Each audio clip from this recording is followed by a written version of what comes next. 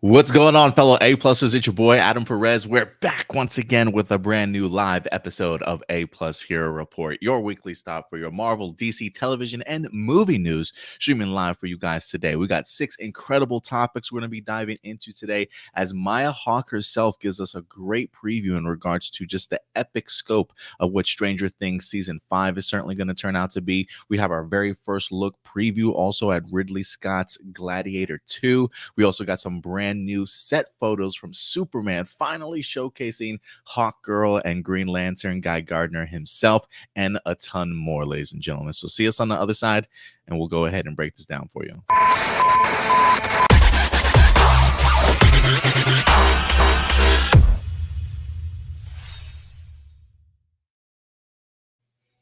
Good afternoon, ladies and gentlemen, wherever you're certainly watching us live from today. Thank you so much for joining us for a brand new episode of A-Plus Hero Reports. We're streaming live over on Facebook, YouTube, Twitch, and Twitter today. It's good to see you guys wherever you certainly might be watching us from. What's going on, Stuart? Good to see you, buddy. Co-host with the Mostos. It's great to see you, man. How you been?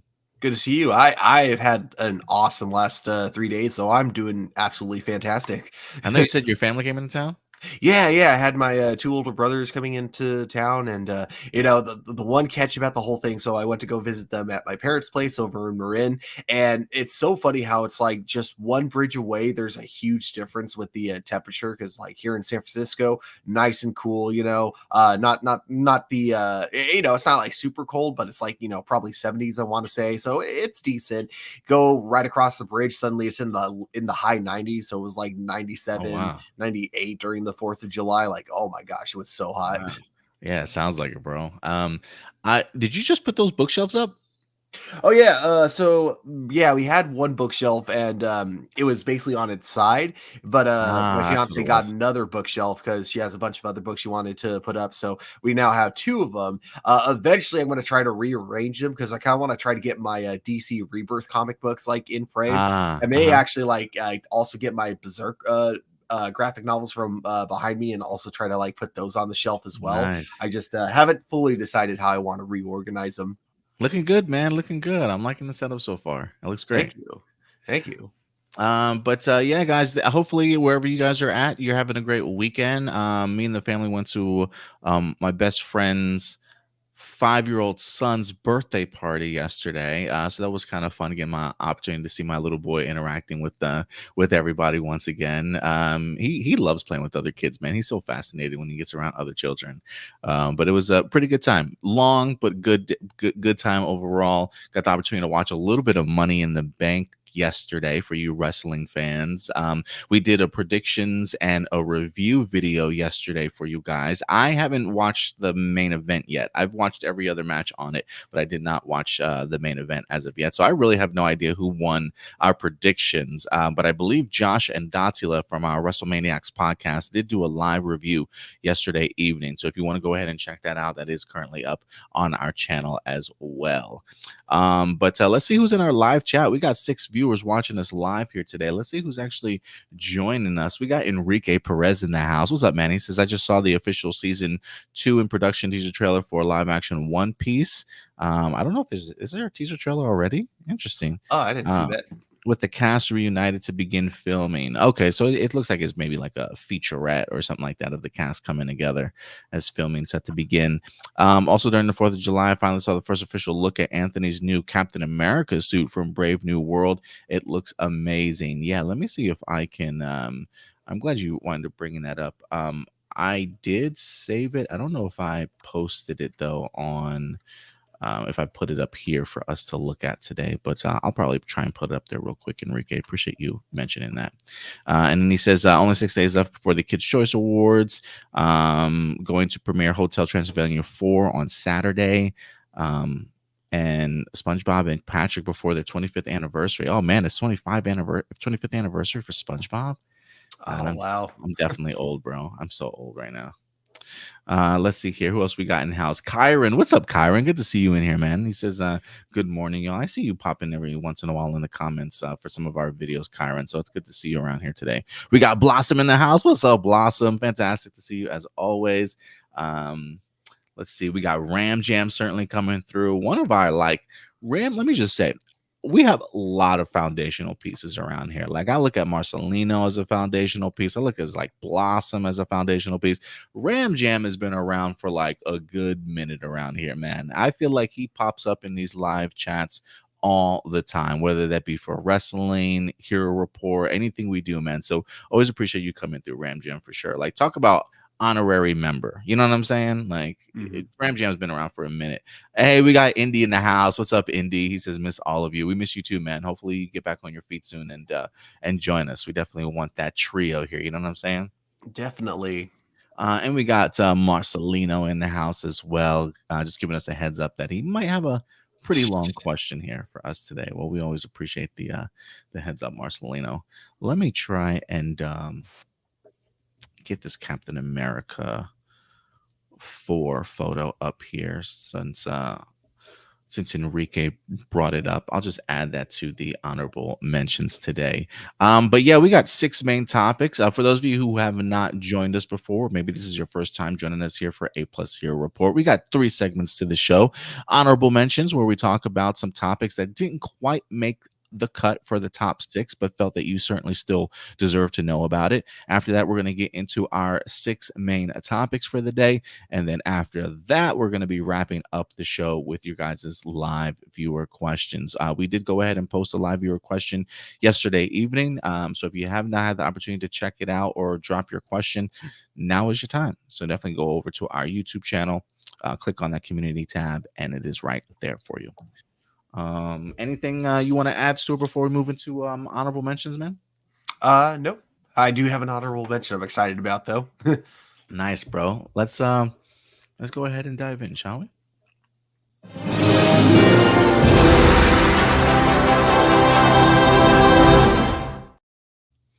And don't mind me as I sip on my coffee as we chill back here wherever you're at. Kick up your feet, enjoy your breakfast, maybe early lunch for you guys wherever you're at. And let's have a good show today, man. Stuart, you want to go ahead and kick off honorable mentions? Sure. So there is a independent project in development that I'm really looking forward to. So as you probably know, I am a huge fan of the manga Berserk. Something I only recently got into, but I've been absolutely loving it since then.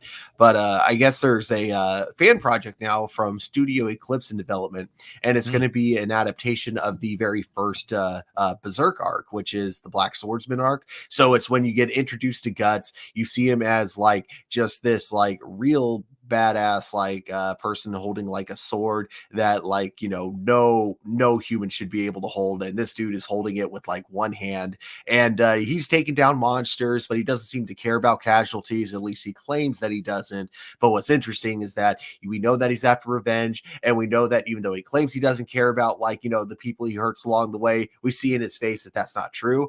And that's obviously because you don't get any of his backstory yet and until the very next arc. But that all to be said, it's definitely a really cool like way to hook people into the manga. So it's really cool that that's what they're going to be adapting.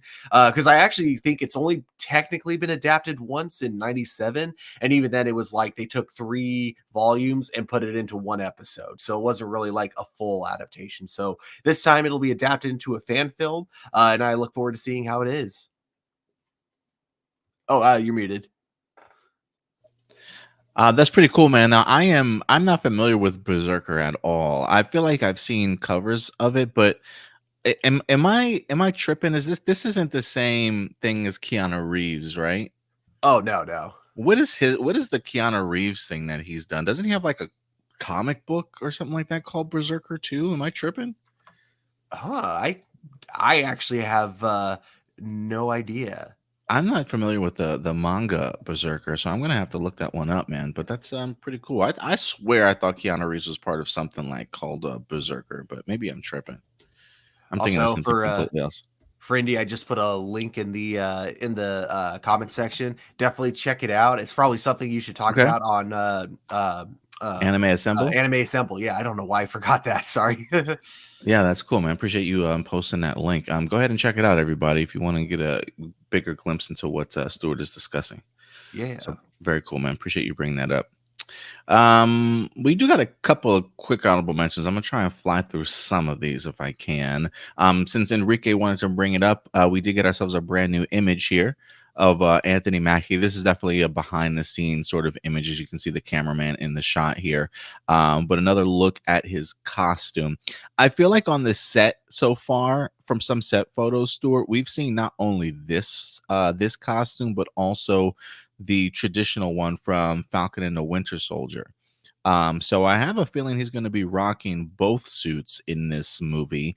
I am kind of curious if this is going to end up being the latter, like the more updated one. Like maybe he starts off the movie with what we've seen from Falcon and the Winter Soldier, and it eventually turns into this.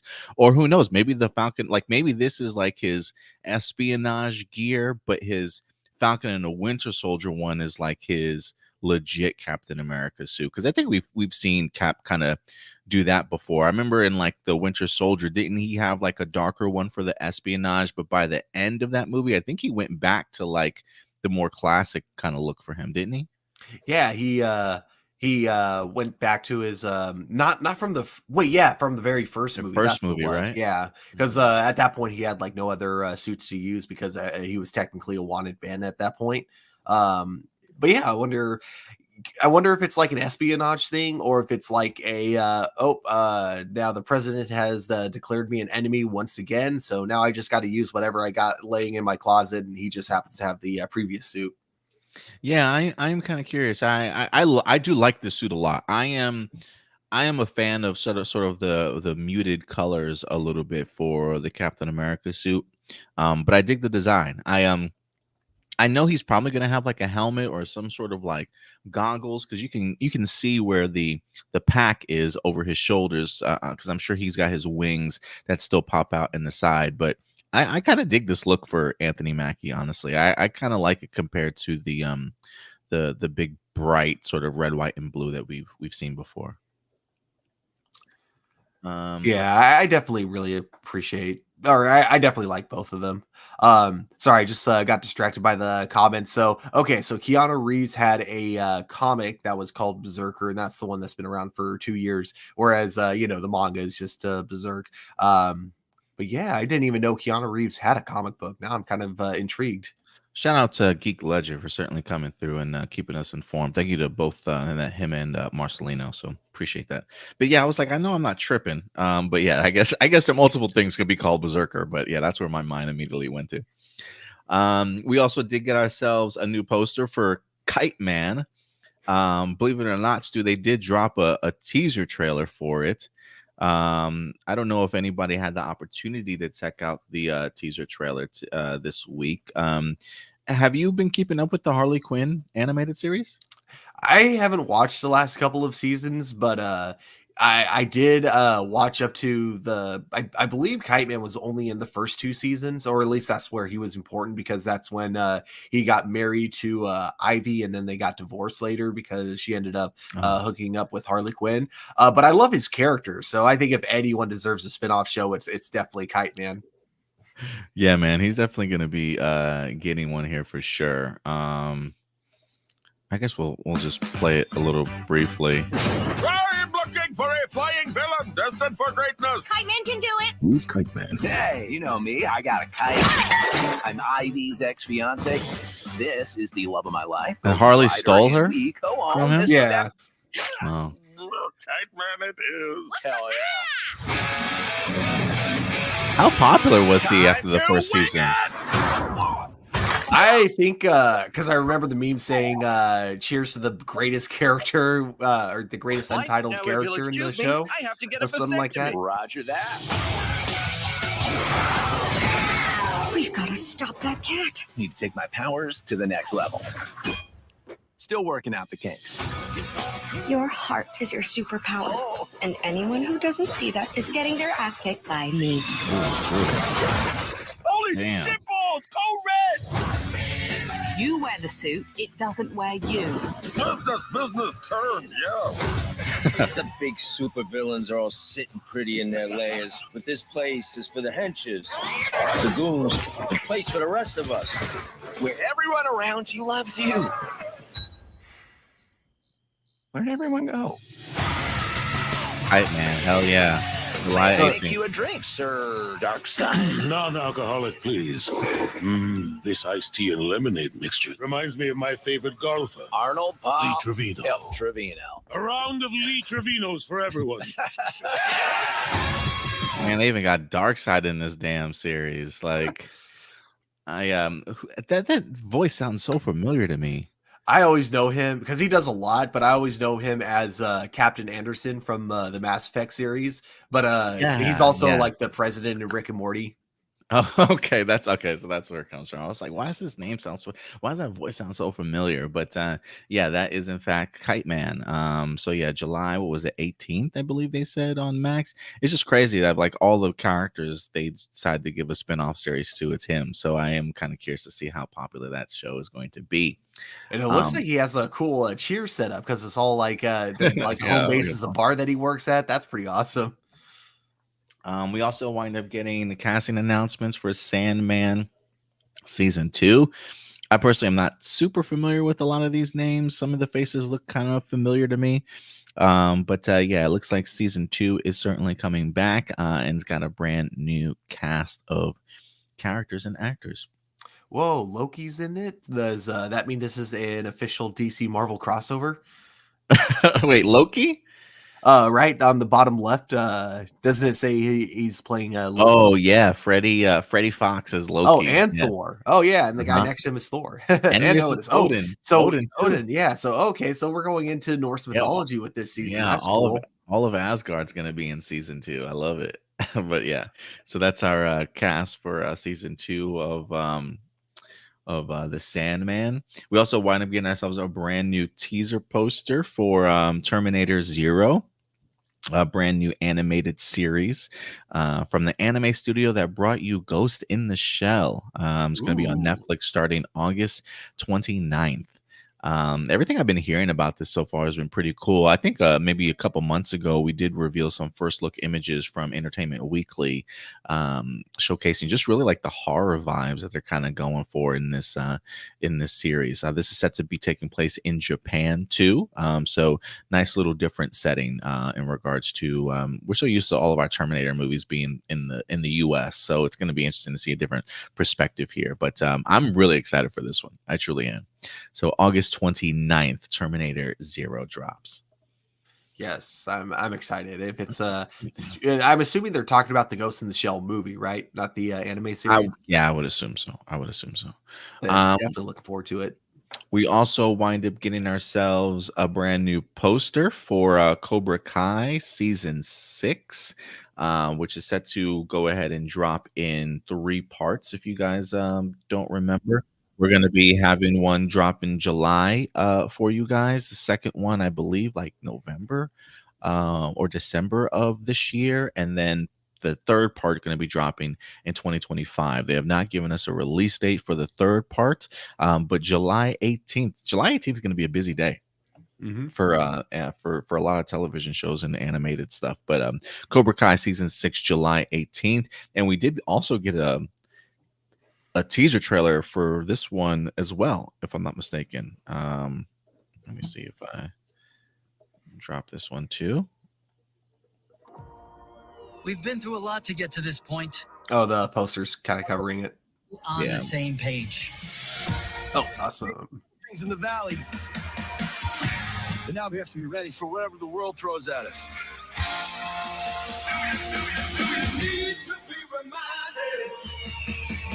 I will just say this is a pretty impressive like trio of masters, if you ask me, senseis. You know what I'm saying? Oh yeah, and I love it because it's like each of them have their own different way of training, and it seems like they finally get to a season where they embrace that about themselves. Oh yeah, Do I want to know what that's for? Training, Rocky IV style. Gonna chop down a tree, carry it through the snow. Now what could possibly go wrong? No matter what life throws at you, Oh my gotta god! stay on your feet. Our Our bottles. strength is we teach both styles equally. Don't jeopardize that balance, man. Since when do I run shit by you? Since we have no idea what we're up against. Man, did you see that side eye that homeboy gave his buddy there? Did you see that? Stu? I did Here, not. look at this. Watch. It's that balance, man. Look, side eye. Just wonder where Why are you Vince looking at him like that? I don't Since we know. have no Hopefully idea they're what not we're like up fighting against. again. Everything is the champion reveal himself. Look at that international flavor here. It's one thing to be the best in town, it's another to be the best in the world. Just means I'm gonna have to be Robbie again. I thought you were Miyagi-Do now. You think things are better because now I'm training in your dad's backyard? I think we have our strongest team. I think they can handle anything. Bitch, don't you know I know karate?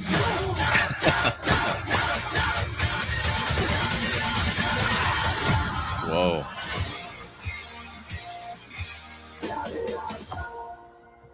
What's that? Miyagi-san buried secrets for a reason. Whoa. If we open, anything is possible.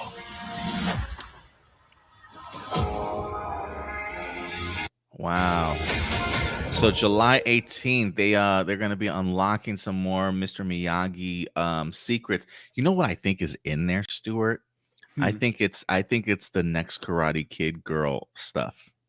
Oh, that's Like, right. how can you bring her into the series without her fully being into the series? Maybe this is the reveal that, like, oh, he had another student at some point in time. I think that would be pretty cool if they can't really get her to come on the show. I think it would be a really great way to integrate her in some way. Yeah, I wonder why she doesn't want to come back for this show. Yeah, I don't know. I mean, it's still up in the air. You know, look, we've had Andrew Garfield lie to us. We've had Manny Jacinto lie to us. You know, maybe she's lying too. So maybe she'll come back, but we'll see. You know, let me ask you a question, Stuart. Is Cobra Kai, like, maybe aside from like Stranger Things, one of the more like consistent shows that we've had on Netflix?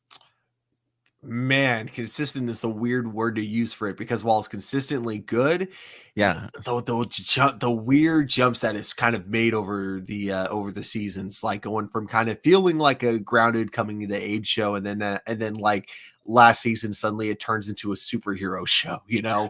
I guess that's true. Yeah. So it's consistent in terms of it always being quality. good. Yeah, Quality yeah. wise. But I would definitely say so, because a lot of other Netflix shows, don't really tend to keep up the good consistency. Like the Netflix shows, especially like Jessica Jones is probably the big one that comes to mind. Is like season 1 I thought was amazing, and then I just absolutely hated season 2 and 3. But yeah, it's just the fact, especially I think it just blows me away because we're literally 6 seasons in. And the fact that even this trailer looks good, and I find myself like really looking forward to seeing what these characters are going to get up to now that we have all these, like, not only the 3 senseis, but Daniel and Johnny's cast of students all together, working together in here. But there still seems to be some level of animosity at times, or like things that they're still kind of struggling with. Like Jolo's character, like I love the fact that he is worried that he may have to face off against Johnny's son one more time, you know, and we remember what that battle and that feud between them has certainly been like. So like the fact that that's a possibility of popping up again is super interesting to me. We see the 2 girls still having sort of their issues. I don't know. There's just a lot of really great dynamics in here. That side eye was interesting to me. Like, I wonder if that kid has taken like the next step, and like maybe he's becoming sort of a better student than Hawke certainly is. Like, I do wonder if that's kind of what's going on here. But they clearly are putting together like their all-star teams to go ahead and be a part of this upcoming tournament. So I'm really eager to see what they do here, man. And I am definitely down for this if you are. Oh, for Cobra Kai? Yeah. Oh, yeah, Like we yeah. do like absolutely. a full, like after season 6 is fully aired, we do a full review of the entire show. Oh, yeah, yeah. No, I'm completely down for that. Even Indy says Cobra Kai is the power of Netflix. Yeah, I would agree, man. That and Stranger Things, I think, is keeping it afloat right now, even though we gotta wait like 2-3 years for a Stranger Things season. But yeah. Geek Ledger also says, I love Sandman season 1. My only thing is Neil Gaiman is in some hot water right now. Yeah, he is in some hot water. Oh yeah, I did see that. I heard that. I hadn't read the allegations, but I did hear about them. Yeah, I did, and man, it's oh man, because I don't want to get too deep into it, but I'll just say like he definitely so he denies like the overall allegation, but he doesn't deny the encounters pretty much. And that's not me saying that automatically makes him guilty, but it does mean he does admit to being you know, in his 40s and hooking up with someone who is 18. So You know, it's crazy. yeah. And then this is to the side a little bit, but in connection to this, I saw this video maybe a couple weeks ago of like it wasn't filmed like the show Cheaters, but it was like an undercover like camera crew, I guess, had this underage girl pretend that she was an older age, and they connected her with this executive producer or something like that, like this really old guy um that thought she was underage and wind up meeting up with her at dinner or something like that. Or yeah. That's what it was. Um, and they wind up like blindsiding this dude at this restaurant with this camera crew. Yeah. That had to be like in his 50s, 60s. I mean, he was an older dude, and he was talking with this young girl, and they were like, "Do you know how old she is? Do you know how old she is?" And he kept trying to like go around the question, and eventually he admitted that, like, I think she said she was like 16, 17 years old, like in the messages that they had sent with each other. And he was like, "We're just having dinner, we're just having lunch." He's like, "Bro, with like a 16 year, like 16, 17 year, like what are you talking about?" And it's just crazy, bro. It's just absolutely crazy what some of these people can try and get away with, man. Yeah. It was like the I laughed so hard watching was it Borat 2? Huh? With the scene with Giuliani, and he's like doing an interview, but then like with like a girl who's like real, like made to look like she's like really really young, and you know it's like right before anything creepy happens, that's when like Borat just like bursts into the room. God, it's been so long since even though that movie didn't come out that long ago, it's been a while since I've seen it, so I can't remember exactly what happens. I just remember Giuliani being in like hot water after that, and him just saying, "Hey, I was just adjusting my pants." Yeah, man. I don't know everything that Neil Gaiman's got going on. I've heard of the allegations. I have not read anything that though. But yeah, man, it's I don't know. It's just becoming more and more prevalent these days for sure. It's kind of scary. And then last but not least, we did get ourselves our very first look at the Batman Ninja sequel this week, Stuart. I don't know if you knew about this, but Batman Ninja versus the Yakuza League is what they're referring it to as. We've got some incredible character posters here as well that accompanied a little bit of like a 30-second teaser trailer as well. Some really great character designs here, man, for Green Lantern, Aquaman. We got the Flash in here, which looks incredible if you ask me. I think there was one more that oh, this is the main poster, but there was one that I had for Wonder Woman. I want to bring that one up also because she looks like she's pretty badass, honestly. With all the tattoos that she's got. Let me load this one real quick. This is the Wonder Woman official poster for it. Dang, But that is awesome.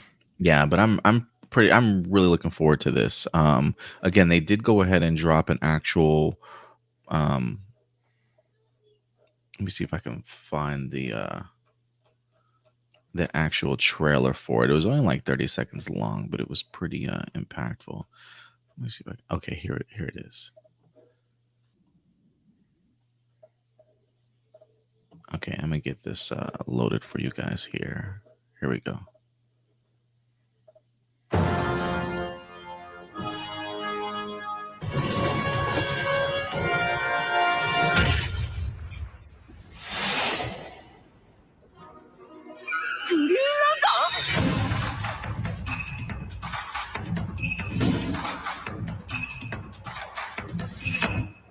Justice League ならぬヤクザリーグだ。笑えない冗談だ。Yeah, so brief, but the animation style looks incredible, man. If you haven't seen the first Batman Ninja, do yourselves a favor, man. It's pretty incredible stuff. I would highly recommend Definitely. it. Oh my gosh, I'm really looking forward to this. Have you Me checked too. out the Suicide Squad Yusakai on HBO Max and Hulu? I have not. I thought it was a movie, but it's a series. Is that true? Yeah, it's a series, and it's kind of like a lot of animes how they'll have like characters doing like the like a dance that isn't necessarily in character of them. It's just more just for fun. So they do that with Amanda Waller's character, and it's kind of awesome. I haven't I'm gonna have to seen the check it show out. yet, but my fiance's been checking it out. She's loving it, which is funny to me because I'm like definitely more like of a DC fan than her, and so it's funny that she's the one watching this, and I haven't even checked out the first episode yet. Have her do a review for us, man. Oh yeah, I'll check with her. No, I really wanna. I really want to see it though. I for some reason I thought it was a film. I didn't realize it was actually a series. So the fact that it's a series, I might. I wonder how many episodes it's gonna be, but maybe it's certainly worth checking out. Mhm. Blossom says, holy macaroni, never thought I'd see Batman so anime like this. If you get a chance, Blossom, again, look for Batman Ninja. It was its own film, its own animated film. This is going to be the sequel to that. So if you get a chance to watch Batman Ninja, definitely go ahead and check it out. Kind of blows the DC cartoons we grew up out of the water, doesn't it? Yeah, I mean, just the animation style. Yeah, I mean, we're definitely talking some grown up animation for sure. But yeah, guys, let us know your thoughts on some of those honorable mentions here for the week. And before we get into our main topics, look, if you do want to go ahead and submit a live viewer question over that we'll answer at the end of this episode, go to our YouTube channel. Our page, click on that community tab, and there is a live viewer question post if you want to go ahead and submit one over to us.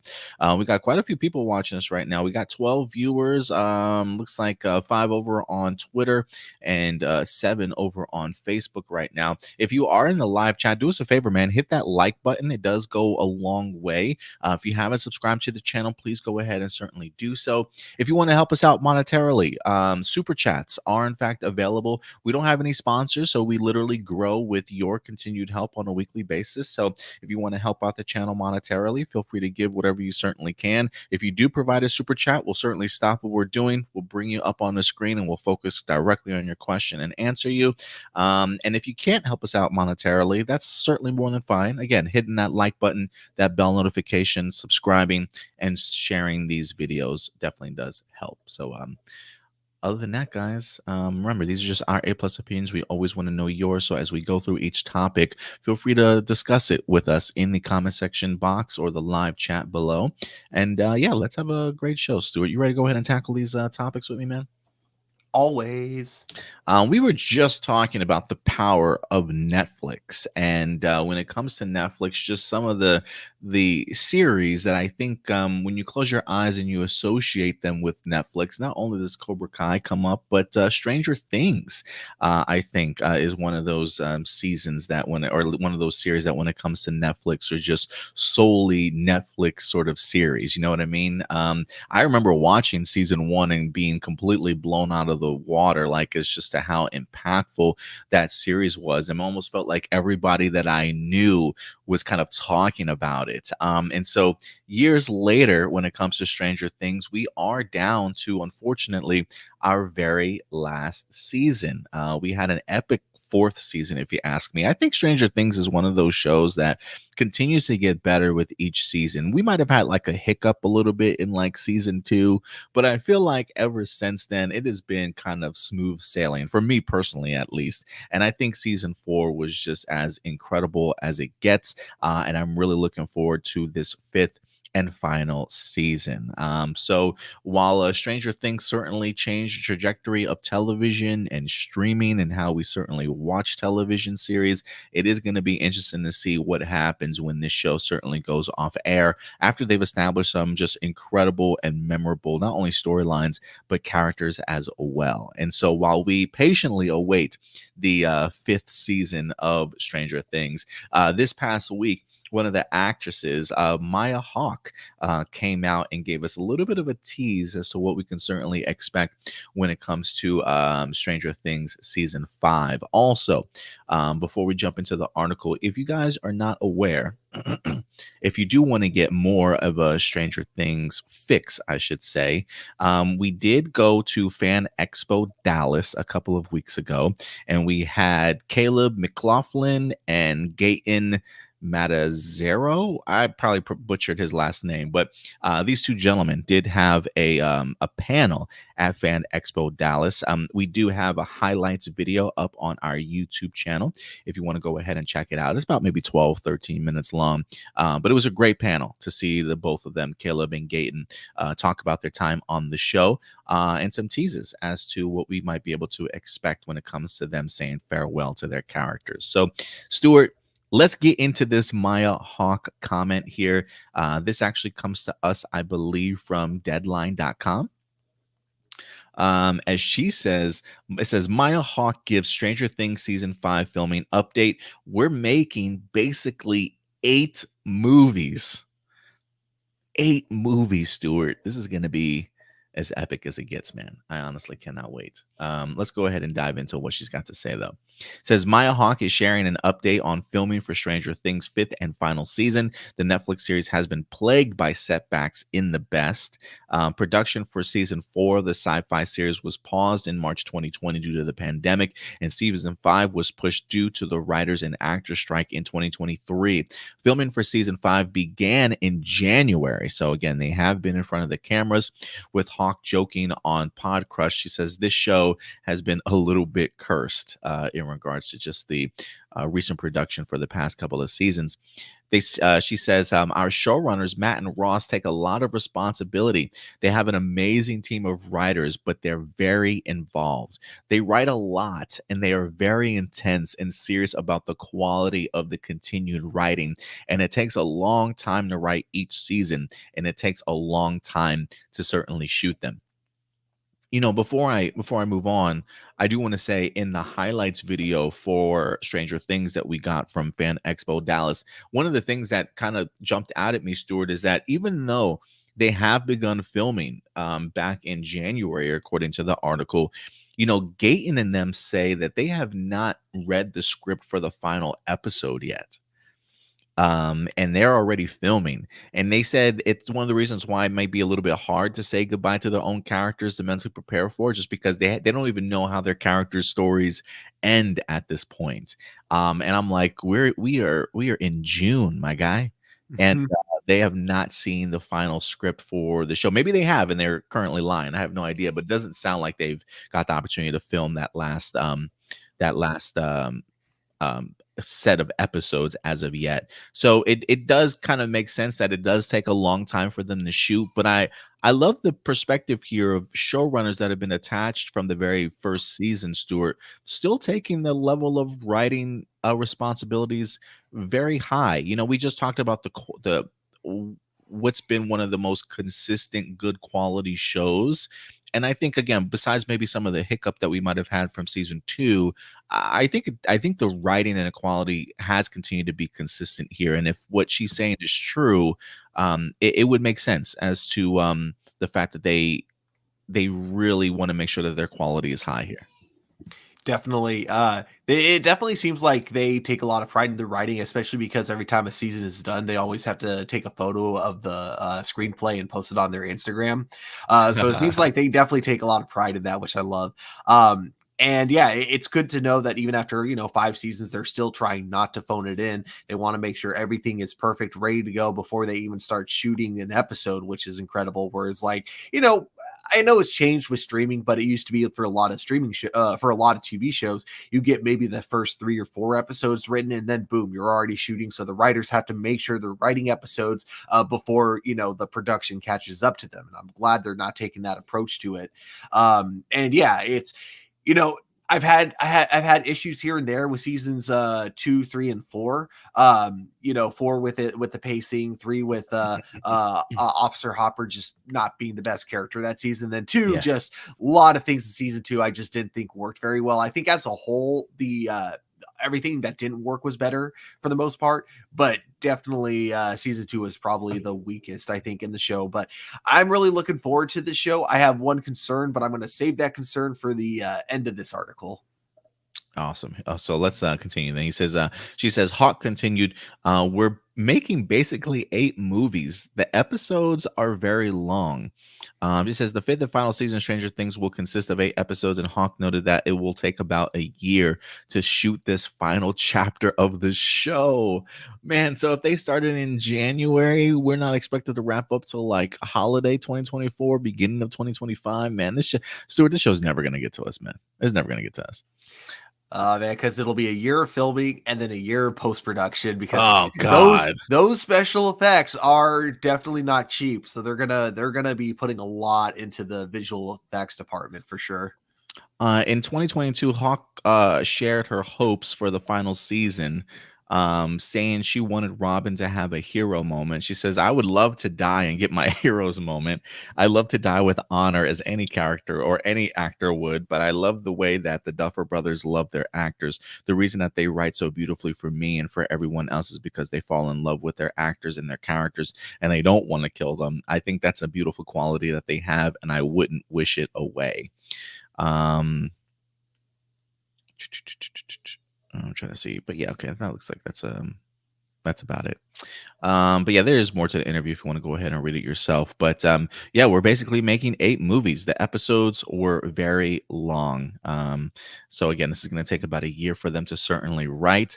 And look, I'll be honest, man, I am really excited for this. While yes, I don't want to have to wait an entire year for them just to finish filming. I think you make a good point too, Stuart. Then we got to wait for production, like post-production and the special effects and, you know, the music to be included and stuff. Like this may not be, this probably may not drop until like summer 2025, if not like fall 2025. Maybe I'm being ambitious, but I hope this isn't a 2026 release at this point. Like, please, Stranger Things, don't do this to me. Like, if literally she was given this interview of like where she wanted her character to be in 2022, like that's already 2 years removed.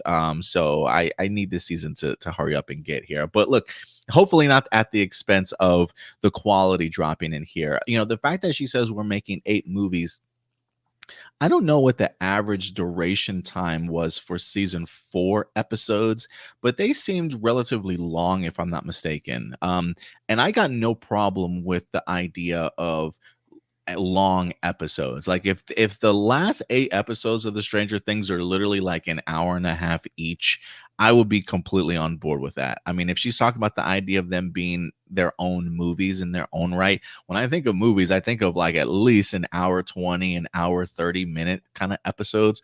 I think even like the Rings of Power, the Lord of the Rings series had some really extensive run times for their show. And I loved it all because of the fact that there was just so much density in there, you know, so much story and so many character arcs and emotions and fluctuations of events that kind of, you know, went back and forth. And so for me, just to kind of build off of what I thought was the epicness of season 4, I really am looking forward to season 5 for sure. So, you know, what Maya Hawke is saying here definitely has my ears perked, and I'm certainly paying attention because I'm hoping for at least hour and 20-minute episodes. Maybe I'm asking for a little bit too much here, but it does seem as though they're trying to make season 5 as epic as they possibly can.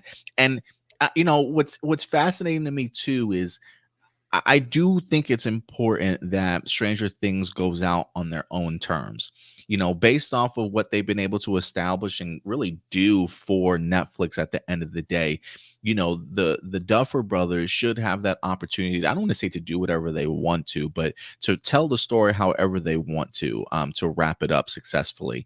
You know, I when I think of that, I remember like Game of Thrones, Stuart, and the final season of that show, and how HBO really wanted them to go in a different direction to tell the ending of this story. But, you know, the showrunners at the time were very adamant about making it a shorter series. You know, like they had their eyes towards the future and like other things that they wanted to do in their career, and in turn decided, let's go ahead and make a shorter run season, you know, maybe not the longest episodes. And clearly we get to see like just the quality and the level of that last season that to this day people still have issues about. I personally don't have as many issues as other people certainly did when it comes to the last season of Game of Thrones, but you get to see like how two big franchises in Game of Thrones and Stranger Things, how they're handling their departure from their streaming services, right? Game of Thrones doing really big things for HBO and the streaming in general, and how the showrunners handle that compared to how the Duffer Brothers are handling sort of their farewell here to Stranger Things. And the fact that they want to make this final season as big and as epic and as story driven as possible, that alone certainly gets me excited for this one, Stuart. So I find it interesting, just the polar opposites that we have here of how the ending of a franchise or a series is happening. Because with Game of Thrones, I don't want to like try to say that like they didn't care necessarily, but I could definitely see why a lot of people got that vibe with D&D, because we knew that they had other projects that they were going to be doing after Game of Thrones, and one of those was going to be Star Wars, which, when you listen to the interviews back then compared to the interviews now, where they claim now that, we never really cared about that, whereas back then they seemed to be more excited for that than finishing up Game of Thrones. It really kind of feels like they were just trying to get Game of Thrones done and over with so they could finally move on, rather than just passing it to someone who was more interested in keeping it going. So it's good to know that that's not the case here. The only concern I do have with this season, and this goes back to kind of my thoughts on season 4, is my only problem with season 4 was the pacing. And because every episode I believe was like an hour and 20 minutes, like you mentioned. So if every episode in this season is basically a movie length, I'm not saying that can't work. I'm just saying I hope the pacing is better than what they did in season 4. So every side plot that we got going on, I hope they can find something interesting, because for the most part, most of the plots in season 4 were good, but anytime we cut back to the Russia plot line, like that side plot, that was just the point where I'm just like, I don't care. And then even like the way they try to tie it in by saying, somehow us killing these monsters here in Russia will give the kids a better chance over the United States. And it still makes no sense to me how that works, but okay, so the way they try to have them all tied together made no sense. So I hope they don't do that with this season. Hopefully, like, every side plot is interesting. I'm also looking forward to seeing, because one of the best things about Stranger Things is the different, we have so many characters, and there's always a different pairing every season. Like, this character is now going to be working with this character. I'm excited to see what they do for their final season. Who's going to be pairing up with who? I hope we get like characters that normally don't interact very much working together, because the show seems to do a really good job at that, creating chemistry that wasn't necessarily established before, but now you're establishing it this season. They tend to do a great job with that. Yeah, no, I totally agree with you. And I think one of the things that they even talked about at the Fan Expo was the pairings that they were going to have. First and foremost, a shout out to Joe Deckelmeyer, who most notably known from his time in the Hashtag Show, the Illuminati, and now working for Screen Rant. He got the opportunity to do the moderating for that particular panel. And I think he asked about that, about the idea of like how fun it is to kind of see some of the pairings between them and like who they're going to be pairing up with this season. And it feels like they're going to be going back to like what we got from season 1, like they've done like, it feels very much like since season 1 pairing of like the entire group together. Since then, they definitely have given us different combination and having people sort of interacting with each other. And so I do think that we may harken back to kind of season 1 a little bit to see some of these friendships reunited, if you will, and seeing what their chemistry is like all these years, certainly later. So I would agree with you in the sense that I am fascinated to see who's going to be paired with who here. I think they were even mentioning like there are some people they haven't even had a line of dialogue with before that they would like to have some dialogue in season 5 with. So I do love how they introduce brand new characters and kind of work them into the group that we all know and love.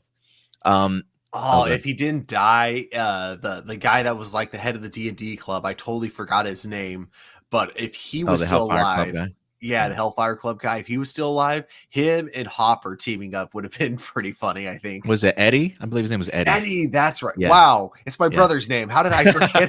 That's sad that I forgot that. I would have liked to have seen Eddie and what's his name? Hopper. Yeah. Hopper. Like, I think that would be some fun chemistry there.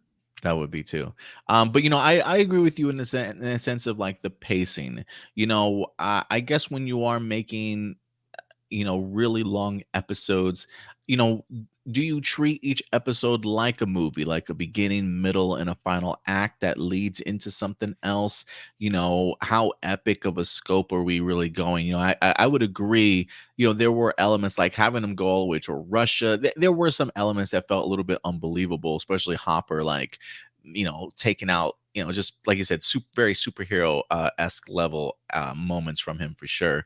So I am curious as to what the pacing is going to be like. It's great that they want to go bigger. But yeah, I think that the pacing is going to have a lot to do with the level of enjoyment for their season 5.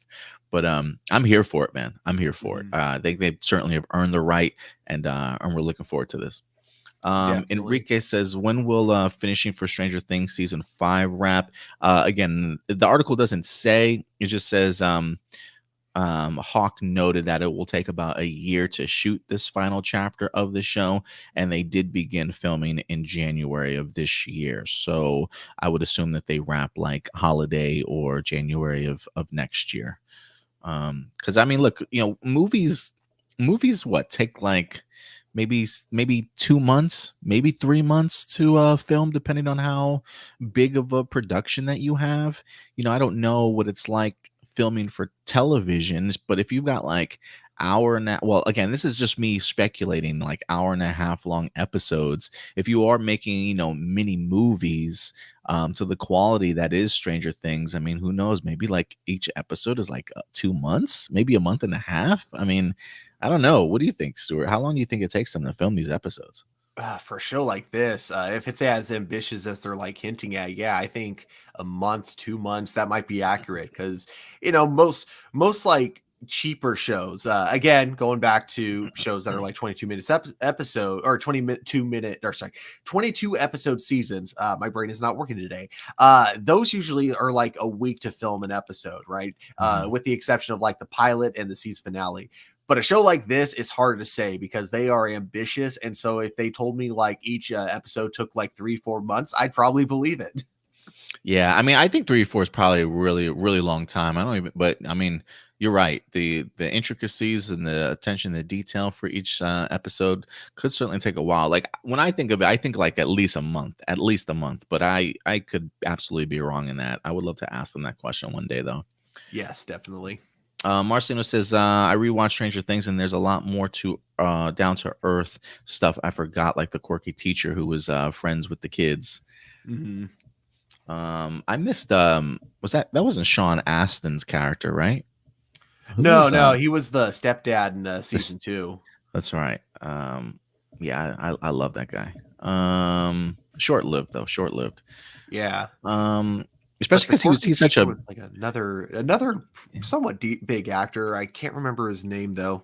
Yeah, he was the one that like helped them understand the upside down world, wasn't he? Yeah. I did love that moment. I did love that relationship with the students. But yeah, guys, let us know your thoughts. Maya Hawke talking about 8 epic episodes that are going to feel like movies, and how detailed the Duffer Brothers certainly are when it comes to making sure their quality stays consistent. What's your level of excitement for Stranger Things, and what's your prediction as to when this series is even going to drop in the first place? We are patiently waiting, but yeah, let us know your thoughts in the comment section box below. Also, let us know if you think they're actually, because it's the final season, are they finally gonna like kill some characters off? Yeah, man. I thought, was it Sadie West's character Max? I thought they were gonna kill. I totally thought they were gonna kill Max off. I'm sure her character wishes they killed her character off. Like with the way her bones were just like twisted all over the place. It's like, please just kill me. Yeah, I'm like, how is she even alive, bro? Like, crazy stuff. But yeah, guys, let us know your thoughts in the comment section box below. All right, Stu. And with that out of the way, let's move on to our next one. We're gonna stay in we're gonna jump into movies for a minute here as Ridley Scott is in fact back in the news. For those of you who have not been aware, there is a new Gladiator movie that is currently being filmed. It's got one hell of an impressive cast certainly coming together, but production's been rather hush hush every once in a while. Although I do feel like we have heard Pedro Pascal and a couple of others talk about the scope of this movie. I remember some interviews of them being on set and really bragging about just how big and epic the set pieces that they were filming on certainly were. The idea of them feeling like they were immersed sort of back in that time period and really able to sort of embrace their characters because of the fact that they felt that they were in that particular time period filming this film. And so I love the first Gladiator, certainly an epic film to certainly say the least. Russell Crowe, Joaquin Phoenix, some amazing cast members. And so the fact that we're actually getting ourselves a sequel to Gladiator all these years later certainly gets me excited to kind of find out what Ridley Scott's idea for this sequel is certainly going to be. This week, though, we did get ourselves a Vanity Fair article that highlights and gives us brand new first look images in regards to this upcoming film. And it's a pretty lengthy article, so I'm only going to read about half, if that, to really give us an idea as to the setting, the characters, and really what we're kind of in store for when it comes to Gladiator number 2. Let me go ahead and pull up this first image here as I go ahead and bring up this article. As you get the opportunity to see Pedro Pascal along with the main character in here as well. Let's go ahead and dive into this. Again, this is from Vanity Fair. Where's this article? Here we go. It says Paul Mescal. That's who the gentleman on the far left is. Paul Mescal. I think this is him in this image as well here. But it says Paul Mescal versus Pedro Pascal. A first look at the epic Gladiator 2. It says Paul Pascal turned and looked out the window as he talks about playing a warrior fighting for his life in Ridley Scott's long-awaited sequel to Gladiator. The light strikes the steep angles of his face, and for a moment it's easy to picture him as a millennia-old marble bust. My nose just is kind of Roman, he says, so it's useful in this context. The nose that I absolutely hated when I was in secondary school and used to get ribbed for became very, very useful when Ridley needed somebody to be in Gladiator 2. And this is Paul Mescal here getting ready for his battle in the I would assume is one of the pits. But it says Mescal didn't expect his breakthrough role as a sensitive overachiever Connell Waldron in the romantic series Norman People would lead him to play a ferocious sword-swinging hero in the follow-up to the 2001 Best Picture winner. But the swoony adaptation of Sally Rooney's bestseller is where Scott discovered him. Ridley Scott says, when I watch anything, I tend to be clocking who's interesting. It's just in my DNA. And so watching a TV show that's not really my kind of TV show almost 4 years ago, I said, who's this guy? And it says, as the possibility of Gladiator 2 became more and more real, Scott arranged a Zoom with Mescal while the actor was performing A Streetcar Named Desire in London. He says, I met with him and he said, of course, I'd love to do it. And that was it. Ridley Scott says, we were away and running with the ball. He's a special find. He was absolutely perfect. So yeah, Paul Mescal gets to go ahead and step into this particular leading role.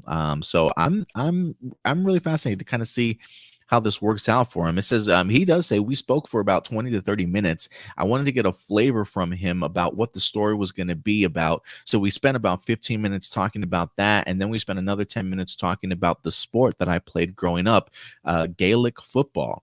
Maybe that was something that helped with it, in that I'm used to being physical in my body. They talked about possibly doing a camera test, so Scott decided he didn't need it. My memory of it is that probably 2 weeks later, the offer came up. And then we get to see a shot here of Pedro Pascal. I'll go ahead and pull up this image as well for you guys. But, this is fascinating in the sense of, I do think it's just seeing how Ridley Scott tends to maybe find some of his own like talent. You know what I mean? The idea of like watching a show that clearly isn't his cup of tea, but able to like point out and spot somebody that he'd be interested in having to join his movie. I mean, he says in the article they didn't even necessarily do a screen test against anybody. He kind of saw this guy, had a conversation with them, and is like, "Yep, you're the guy for the part." I do wonder if that's how a lot of directors pick some of their talent. Like I just think of like James Gunn when he picked or when he saw Millie Alcock for the first time in the House of Dragon and was like, "Oh yeah, I'm kind of interested in her," but still had her kind of come in, do some screen tests, you know, casting opposite other people. But I do wonder if that's how directors tend to do it, if they just randomly run across the show and see somebody's performance, sort of thing. Yeah, I mean, obviously I can't speak from experience, but I feel like that's definitely the way I would kind of go about it. If I see them in something I like, I think, hey, they could probably play this character that I have in my mind, pretty well. But again, I can't speak for actual directors out there. They say now with Gladiator 2 heading into theaters on November 22nd, there's ready to tell the rest of the story, where the story picks up in the years after Russell Crowe's Maximus gave his life, upending the leadership of the decadent and corrupt society. The central character portrayed by Mescal is Lucius, last seen as the young son of Lucia, Connie Nelson's noble woman from the original movie. Okay, so Mescal is playing Lucius, who is the son of Connie Nelson's character from the original movie. Okay. Nielsen also returns in the sequel, playing one of the few true life figures in the otherwise fictional Gladiator storyline, the daughter of the late Emperor Marcus Aurelius. In the actual history, Lucia was a firebrand revolutionary who despaired of the direction Rome took after her father's demise.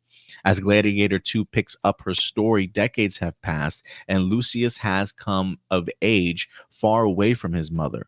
While he was still a child, Lucia sent him to the northern coast of Africa, to a region called Numidia. That was at that point just outside the reach of the Roman Empire. He never fully understood why, and as he grew stronger, so did his resentment, even if his mother's reasons had been pure.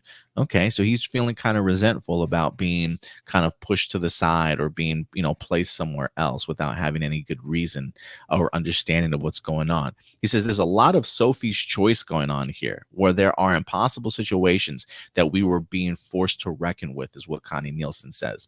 There is an authoritarian power that is parading as if it were still somehow the vestiges of a republic government. Inside of this travesty are human beings who are caught in their gamesmanship and power. That is what I always find so interesting in Ridley's stories. He's really showing the effect of power on people and what happens in a place where power is unrestrained. And we even have a photo here of good old Denzel Washington in this movie, man. This is how you know. It says Denzel Washington's Macrinus is an arms dealer who lives lavishly and keeps a stable of gladiators for sport. So yeah, that's an introduction to his character in here as well. Awesome. Yeah, like the sets and costumes, just from like the few photos we've seen so far, look like they're ripped straight out of the first movie. Yeah, don't they? Yeah. It's been a minute since I've seen it, but I'm definitely, when Gladiator 2 comes out, I'm definitely going to do my usual thing of watching the first one right before going to theaters to see the second movie. Yeah, I'm definitely gonna have to do a rewatch. I actually used to watch Gladiator quite a few times on repeat back in the day. It was always pretty epic when it came out back in 2001. It just makes me feel old realizing just how long ago this movie was. But I do love the fact that Ridley Scott is returning to this world after all this time. It says Mescal saw meaning in the story beyond the thrill of men clashing swords, fighting wild animals, or staging deadly combat for the amusement of the masses.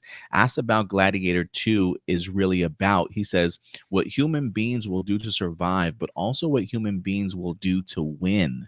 we see that in the arena, but also in the political struggle that's going on outside my character's storyline, where you see there's other characters striving and pulling for power. Where's the space for humanity? Where's the space for love, familial connection? And ultimately, will those things overcome this kind of greed and power? Those things are oftentimes directly in conflict with each other. I love that. I love that. Just to kind of compare that with just the idea of what they stated earlier here, where Connie Nelson says there is an authoritarian power that is parading as if it were somehow the vestiges of a Republican government. Inside of this travesty are human beings that are caught in this gamesmanship and power. This does feel very much like a reflection of society today, or at least where it feels like we're kind of on the brink of a little bit, people masquerading to be one thing, but clearly having an idea of power and being, I don't want to say money hungry, but power hungry for themselves. And really, like, we were at just like a tipping point, sort of, it feels like, in society. So, there are certain movies, Stuart, that I think sometimes the timing is just right to tell them. And I think based off of what the backdrop of this being the Roman Empire, the time period, even though this is a fictional story, they do mention at least one of the non-fictional characters is Connie Nelson's character. So I do think that there is something about putting up a mirror to today's society and showcasing, like, our world has gone through this before. Different cultures have kind of gone through this before, and this is how it kind of went down. And seeing how these characters navigate through that situation, I think it's a perfect timing for Ridley Scott to drop something like this. Mm-hmm.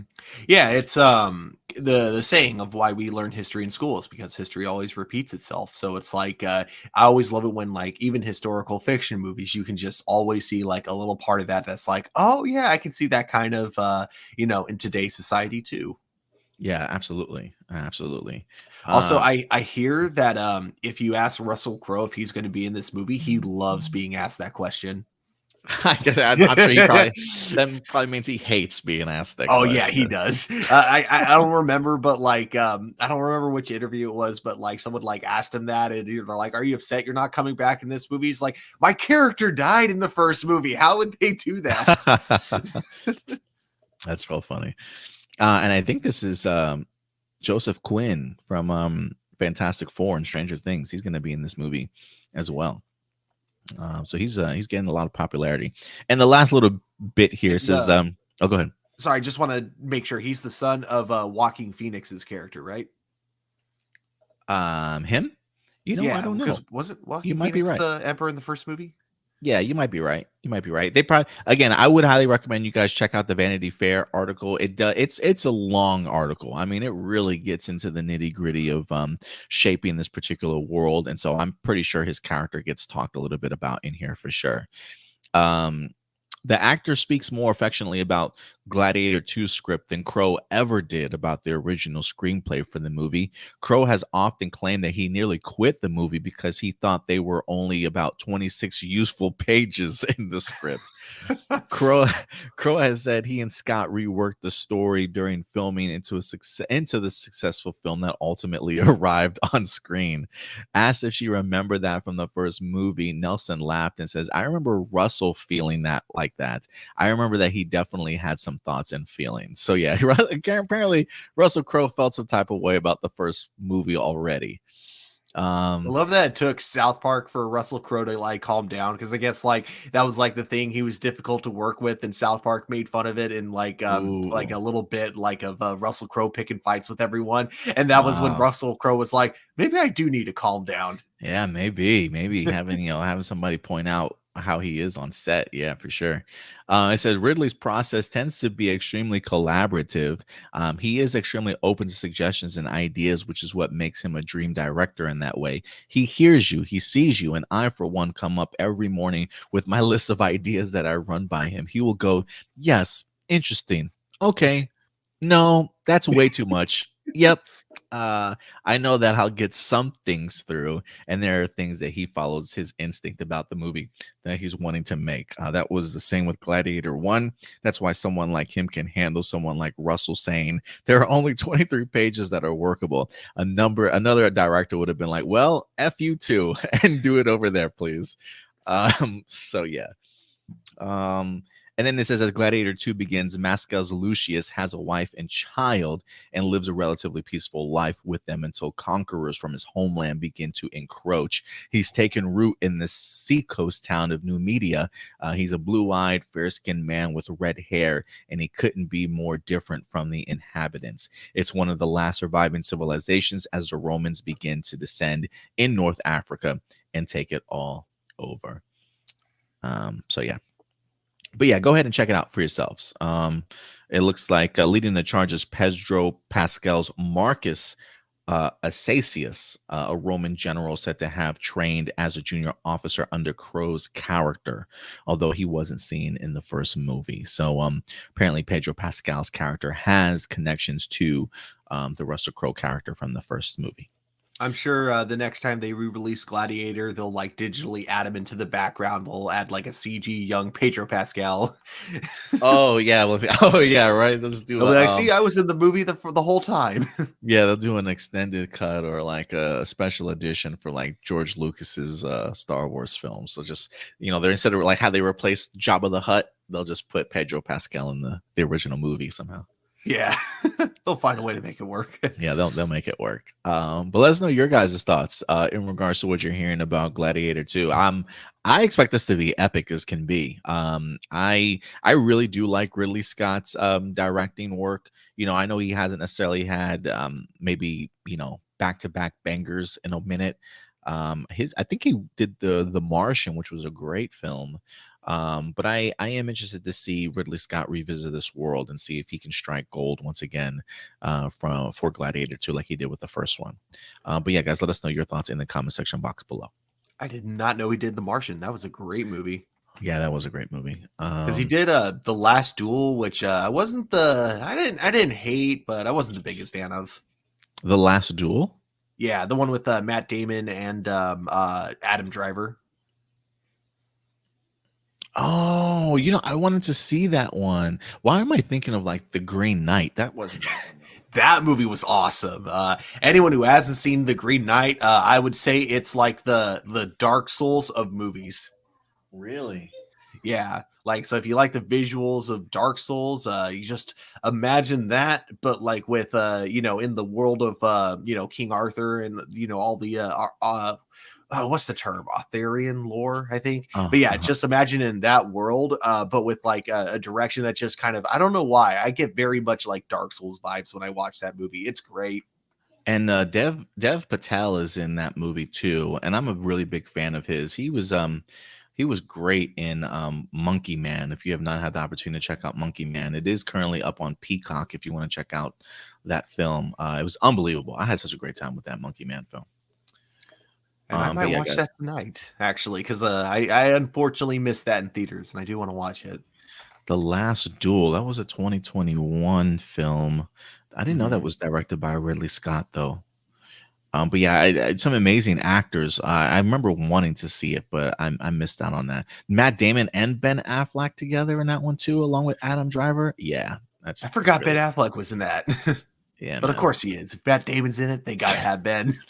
Yeah, I'm about to say if Matt's there, Ben's not too far away for sure. All right, guys, with that out of the way, let's move into we're going to get into our DC and Marvel bag here for you guys as we wrap up with, we got like 4 more topics left, but this is one that I am really looking forward to discussing, Stuart, as we have ourselves brand new Superman set photos, baby. We get brand new looks here at David Cornsweet, along with Hawkgirl and Guy Gardner finally making their appearance. That's right, Isabel Mercade and Nathan Fillion on the set. But first, I do want to focus on Superman himself.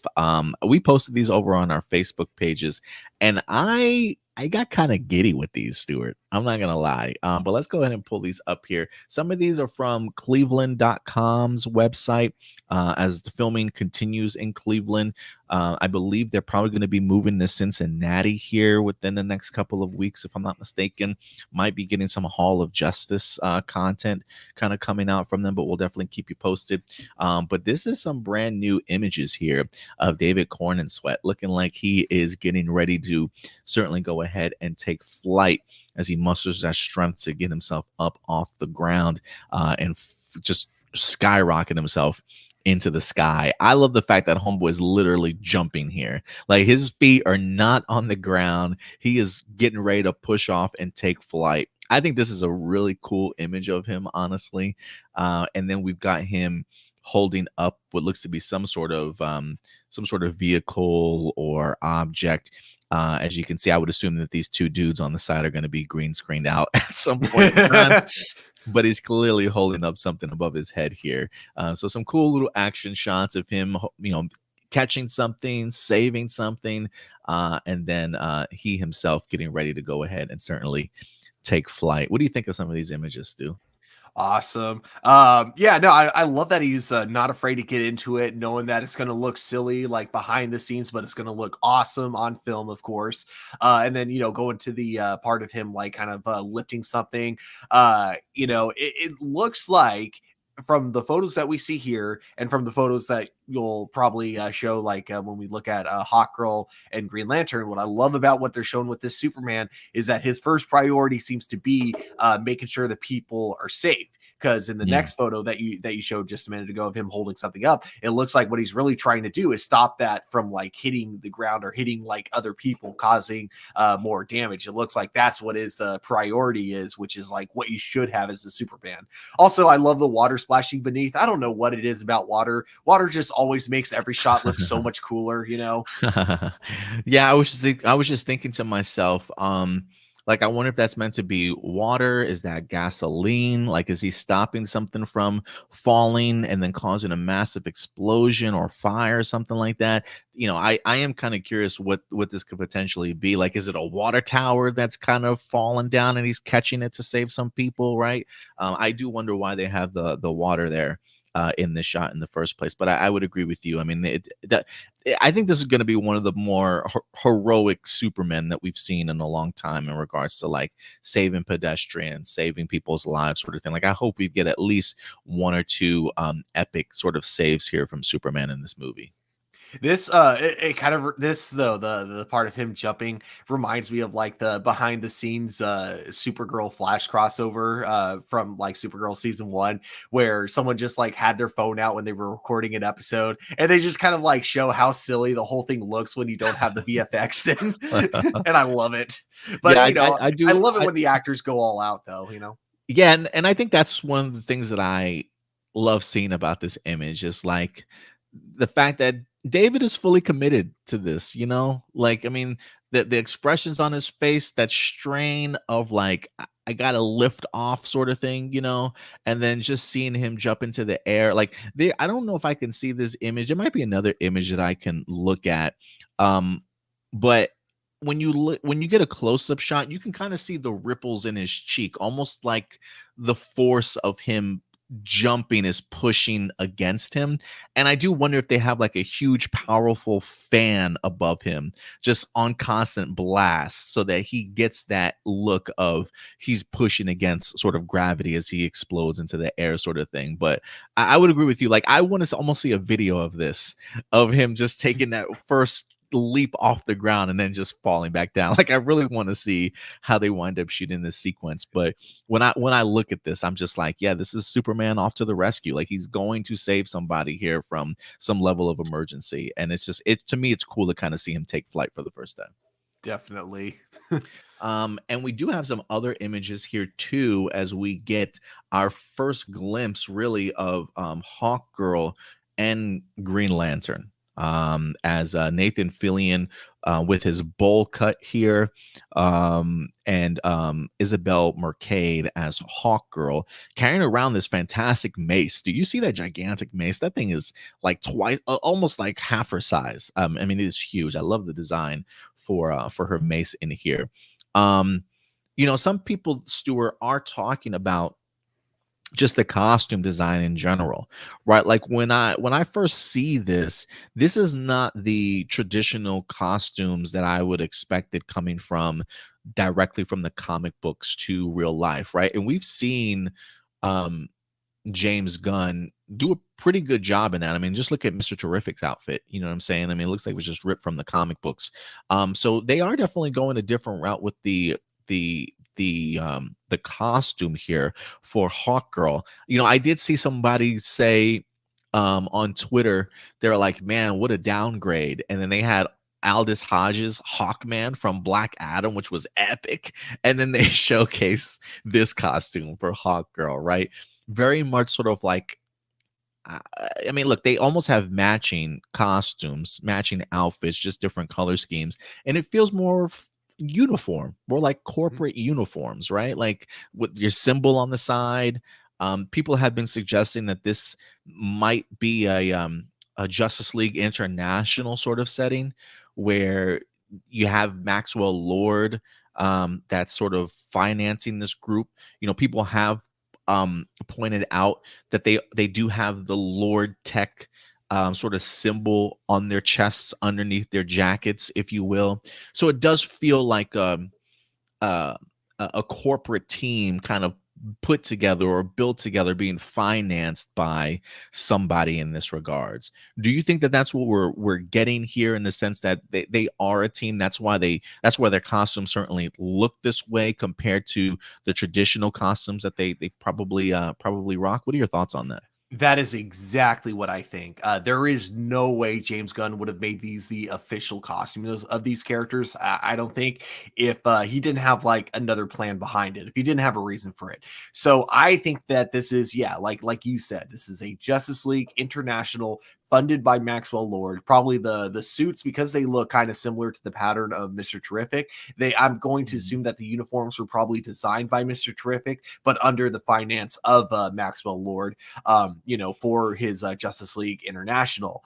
That is the only thing that could make sense with these costumes, because you know, first time looking at them, I was like really disappointed. I'm like, wow, this is what we're going for. And, you know, my thought exactly like with, you know, comparing it to Hawkman that we see in Black Adam, like, how is this a downgrade from Black Adam? But, you know, kind of with that theory going on, especially with the logo on their chest, and you even see it with Mr. Terrific. I didn't notice the first time we looked at it for the behind the scenes photos, but looking at it, they're definitely there, the Maxwell Lord logo.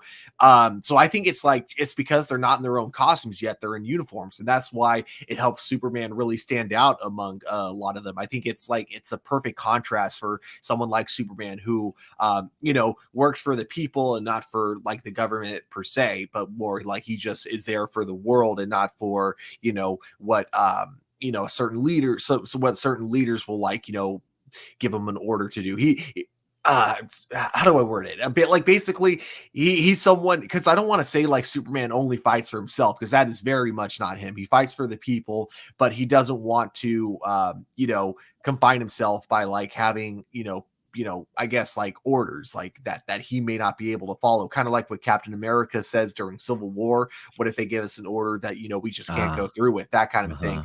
And I think that's what, you know, we're going to see like with the big contrast. Like maybe the Justice League International are a lot more efficient, but maybe in being more efficient, they don't take into consideration things like collateral damage, which is something that Superman is very serious about. They don't take into account like maybe stopping this person will affect this person very negatively, someone who is a completely innocent bystander in a different kind of circumstance. So that's like what I think the big like conflict will be between the two of them, or between, you know, Justice League International and Superman, because it doesn't look like Superman is like on that team. It just looks like he's fighting alongside them. So at first I was disappointed, but when I saw the Maxwell Lord Tech, or when I had that pointed out to me, I realized there's a million possibilities behind why their costumes are the way they are. And I do think that by the end of the movie, we'll see them in kind of a more traditional outfit that is more designed to, you know, to their own personalities. Yeah, I'm 100% on board with what you just said. I do feel like by the end of this film, we will see them in their traditional costumes. I think there's another costume change coming for these characters. So I am interested to kind of see more there. But I am under the impression, like you mentioned, that Superman is not necessarily part of this team as he is working alongside them. Like when I think of the world that we're possibly going to explore in this new DCU, clearly we have the Authority, who's going to be a big part, which feels very sort of governmental to me. You know, a government team. And then I do think we do get the Justice League International, which is going to be more like a corporate form team through Maxwell Lord. And I feel like the catch here is going to be Superman being your traditional superhero, and maybe trying to remind some of these heroes what a real superhero should be, you know. Like you said, mention the idea maybe they don't take collateral damage into effect, but Superman is very much about being the hero and saving people around him sort of mentality. And so I do think that we're going to see Superman really give off this influence of, you know, like, let's just go back to being traditional superheroes. We don't need, you know, to be corporate funded to do what it is that we want to do in regards to kind of saving lives. So I do think there might be, I don't want to say a rift, but maybe Superman changing the minds of some superheroes and helping them get back to the basics in here a little bit. And so I am kind of hoping that by the end of this film, while we do see them in these costumes, that by the end they kind of embrace their own individuality again, and the idea of them becoming a different type of team to go ahead and kind of save the world. And so I'm hoping that's when we get brand new costumes for sure, and get the opportunity to kind of see them in there. That's just our speculation and kind of being hopeful here, because I would agree with you, Stu. When I saw this, I'm like, where's the green? Where's the green? How am I supposed to know this dude is Guy Gardner, right? Like, how am I supposed to know? You know, I didn't mind the Hawkgirl one so much, but you're right. When you look at the Black Adam costume for Hawkman, I'm like, yeah, this feels like just like action figure design. You know what I'm saying? Like for them to sell in the store sort of thing. But that mace, there's no hiding that mace, man. That's an incredible design for a mace for her. So I'm excited to see what Isabella could do. But yeah, I can understand the underwhelmingness. I was underwhelmed too, but I think from a story standpoint, it certainly makes sense. And hopefully we'll get to see another costume change at the end of the day. I also did want to point this out. Mr. Terrific popping up in here looks like he's hovering. I don't know why. This reminded me of like the Mobius chair from DC Comics a little bit. That was the guy that can like travel through time and space and stuff in his big was that Mobius chair? Yeah, that's kind of what yeah. That's kind of what it reminded me of a little bit. I could see that.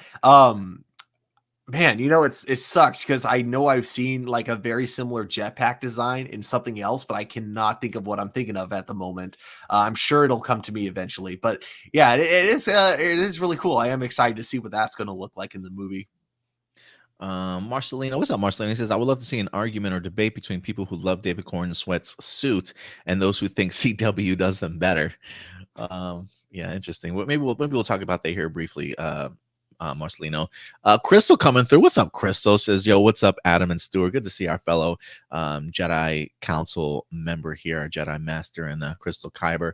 Appreciate you swinging by today and sticking with us a little bit. If you guys don't know, we do a live review of The Acolyte every Wednesday at 10 p.m. Central Time. So get your Star Wars fix with us, man. I think we have a really well-balanced and fair-minded approach to reviewing Star Wars for sure. Marcelino, what's up, Marcelino? He says, I believe Hawkgirl and Guy Gardner color scheme means that they're a part of the Terrifics, where Mr. Terrific is the leader. Then we will get comic accurate costumes later on. Yeah, it may not even necessarily be a Justice League International. It could be sort of a Terrifics team that's led by Maxwell Lord. Maybe eventually, if they do wind up getting more comic book accurate costumes later, maybe that's when they form a Justice League International. I mean, this could very much be a Terrifics team for sure. And I say that too, Stu, because if you look in this image, who's homeboy in the blue? Like, when I think of that, I think of Metamorpho. In regards to like who you know, they might put some special effects over in that. So one, it does make me curious as to what his design is going to look like, because we don't really have any physical suit for Metamorpho as of yet, but I would assume that that's Metamorpho. Do you think Marcelino's onto something here? Do you think this is the Terrifics, considering that at least like 3 of these characters are from the Terrifics team? That would be pretty cool if that's what they're going with. So I think it'll either be that, or if it is still Justice League International, I think by the end of the movie, once because I'm sure International like Maxwell Lord will be outed as the villain, so they'll they'll go their separate ways from them. So I think that at the very least, if they want to stay a team, they may call themselves the Terrifics after that. Oh, that'd be pretty cool. Nathan Moore, what's up, Nathan? Appreciate you coming through from Twitch. He says we just have to wait and see. Oh yeah, most definitely. We certainly will let this play out for sure. Frankie, what's up, Frankie? He said I thought Sasha Calle's suit during the pre-CGI work looked horrible, but then once I saw it in the flash, I thought it looked much better. Yeah, and that's to go along with what Nathan said. Sometimes we just have to wait and see. You know, sometimes first impressions. These suits are meant to be seen in full motion, you know, on the big screen after special effects and stuff. I mean, we can always have our prejudgment about what they look like in just these still photos, but I always tell people hold the final judgment until we actually see them, once they've got the CGI worked out and we're actually seeing them kind of in motion here a little bit. For me, the Superman costume continues to personally grow on me, despite the fact that I do think he does look a little bit small in it, or that the suit is a little bit too big for him. But it would not surprise me if come the movie itself, it looks like a much better fit, very similar to that of Sasha Calle's. Actually, yeah, I hadn't seen what the suit looked like behind the scenes, but now I'm Googling Sasha Calle's Supergirl suit behind the scenes.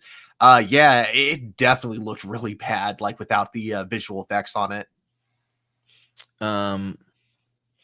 Let's see here. Crystal, she says, I would chime in more, but I don't know anything about superheroes, but I'm here to support y'all. I appreciate it, Crystal. Thank you so much. Marcelina says there are people who understand the reasons for Hawkgirl and Guy Gardner's change in suits, but regardless, they still think the suits look bad. I mean, for what they're trying to go for, I don't think the suits look bad. I just think if we think that these are the final suits, maybe that's a little misguided, but we'll have to wait and see what it looks like. But just from a standpoint, Stuart, I mean, do you think the suits themselves look bad? Like just suit wise? Like if I'm judging this as someone, if I didn't know anything about what their costumes are supposed to look like, if I'm just judging it as like this is my first time seeing Hawkgirl and Green Lantern, I think they look totally fine. Like they are good. The color patterns are great. I personally really like leather, especially on superheroes, but I blame the CW for that because it kind of got me used to that design. So I think it looks pretty awesome, honestly. I do like Hawkgirls. I do wish Guy Gardner's was a little bit more green, but again, this feels very much like a corporate uniform that they're rocking. But just from a design perspective, I dig Hawkgirls. I like sort of like the mid-thigh sort of boot cut that she's rocking in there, along with the mace design. The jacket with the mid sleeves, I think, work really well for her too. So I don't mind that. I do want a little bit of a closer up look on the helmet itself, but I would agree with you. I think like if we had no idea who any of these characters were and this was our first glimpse, I think for suit wise, I think that the suits look okay. I just think our expectation of what they should look like a little bit more comic accurate. I think there's certainly more to come. So yeah, I'm not expecting these to be the final suits, but we could be wrong, Stu. We could be wrong. But yeah, guys, let us know your thoughts after you get an opportunity to see some of these images. Superman certainly taking flight as David Cornswet leaps off the ground here, getting ready to go into action. What are some of your guys' thoughts in regards to these brand new set photos? I don't think we've gotten anything spoilerish. I think James Gunn is pretty smart about what he films out in public and what he certainly doesn't.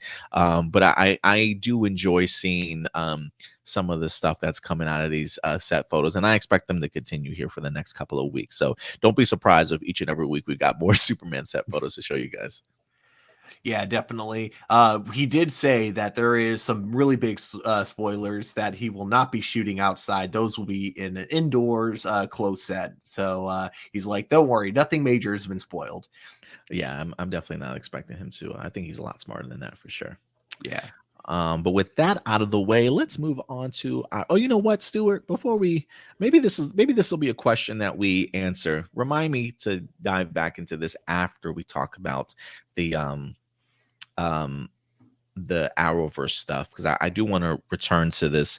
I would love to see an argument debate between people who love David Corn in sweatsuits and who think CW does them better, because our next topic that we're going to get into is a potential costume that we never got the opportunity to see, along with a storyline unfortunately not focused on as much as they really hyped us up for it. But this week, former co-creator of the Arrowverse, Mark Guggenheim, was in the news as he had the opportunity to sit down with the podcast and talk about John Diggle as Green Lantern and why we never got it. You know, Stuart, I think for a lot of us, they really teased the hell out of this becoming a possibility. I love talking about the Arrowverse here, so we're definitely going to go ahead and jump into this. But the idea of John Diggle potentially becoming the Green Lantern, I think, got us really hyped. I think we were under the impression that, look, we maybe have like one season left of Arrow. Maybe there's another season of Superman coming that we might be able to see John Diggle as the Green Lantern. And unfortunately, it just never happened. And then they pulled the swerve on us, Stuart, that, oh, Superman and Lois is in a different multiverse, is in a different universe. And I'm like, what is going on right now? So they have definitely swerved us left and right in regards to John Diggle being the Green Lantern. And this is the first time I think that we've actually heard from Mark Guggenheim about why we never got it. So let's go ahead and dive into this article. This comes to us from comicbook.com.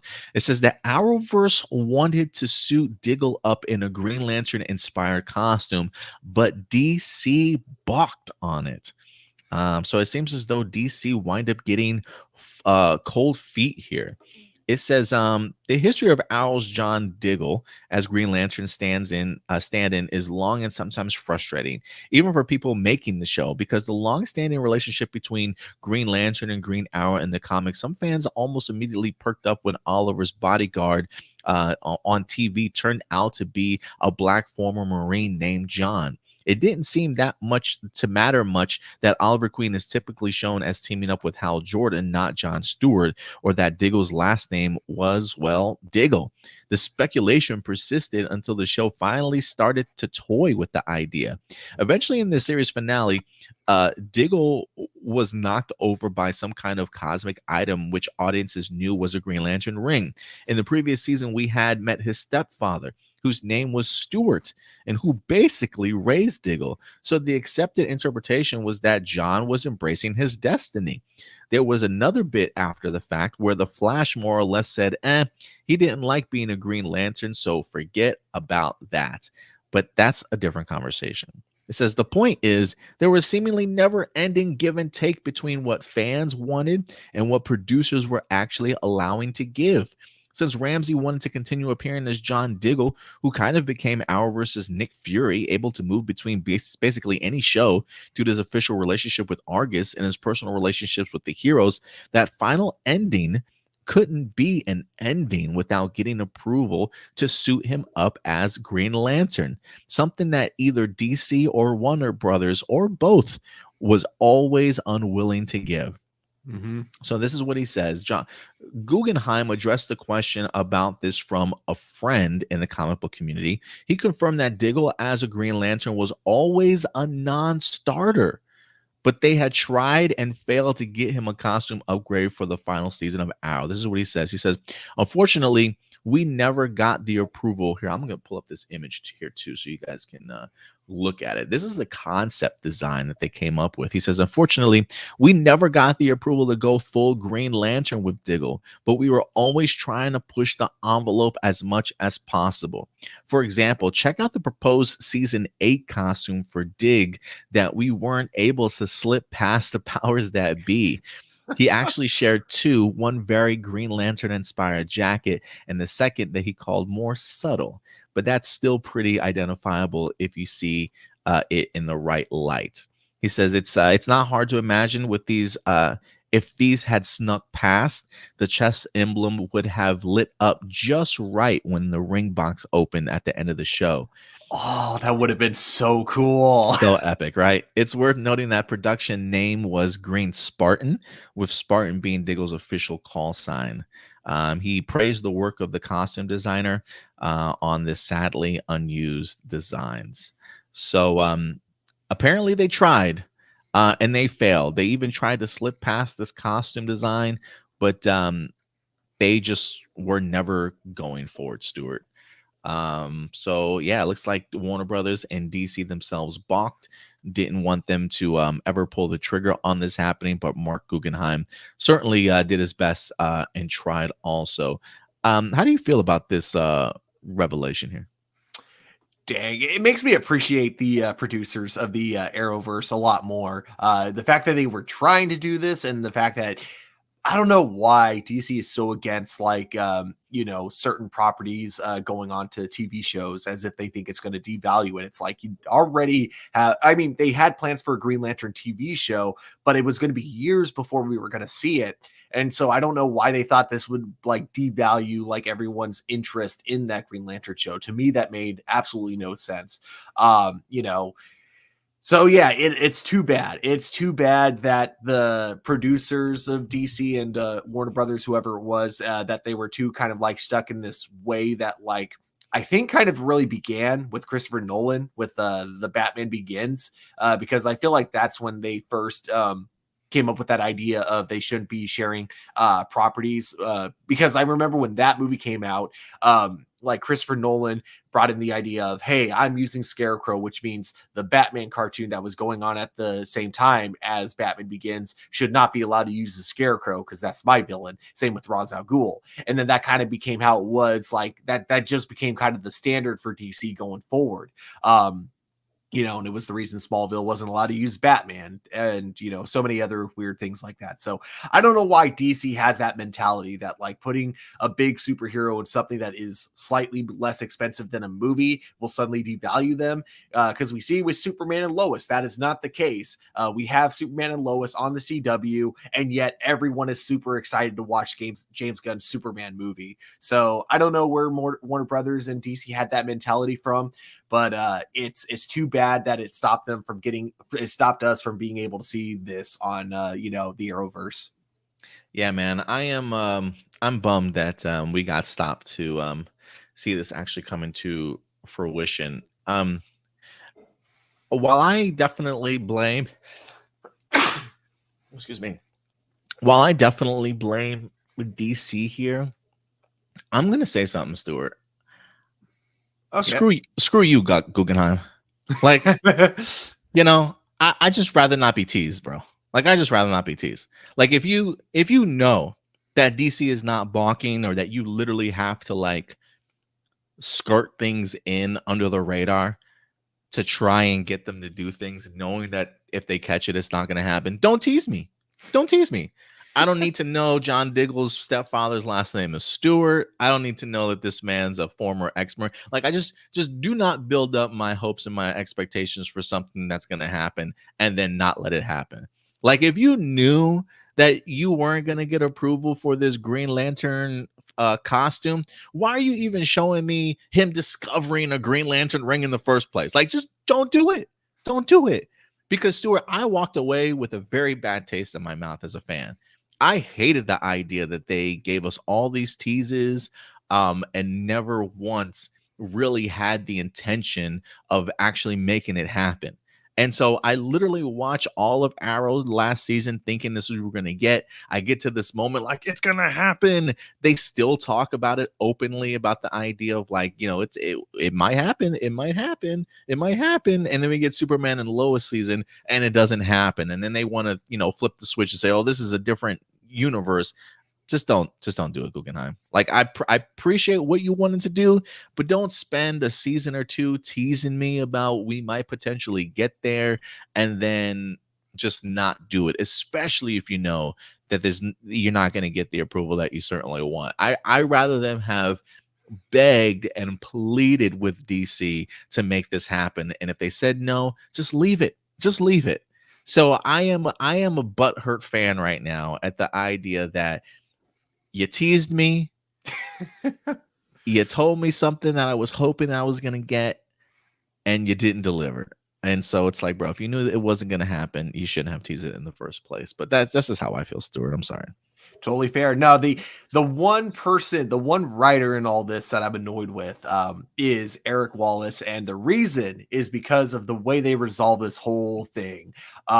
It was gaslighting the fans, and I'm not over exaggerating. Like when you look at the dialogue between Diggle and Eobard Thawne, Diggle is basically looking at the camera, telling all the fans, I never wanted this. You know, this was something that was forced onto me. And, you know, it made me think that I wanted, but I never did. And it was like almost like they were basically trying to say, see, this was because of the fans. The fans wanted him as Green Lantern. He never wanted this. You made him think he did. It's your fault, fans.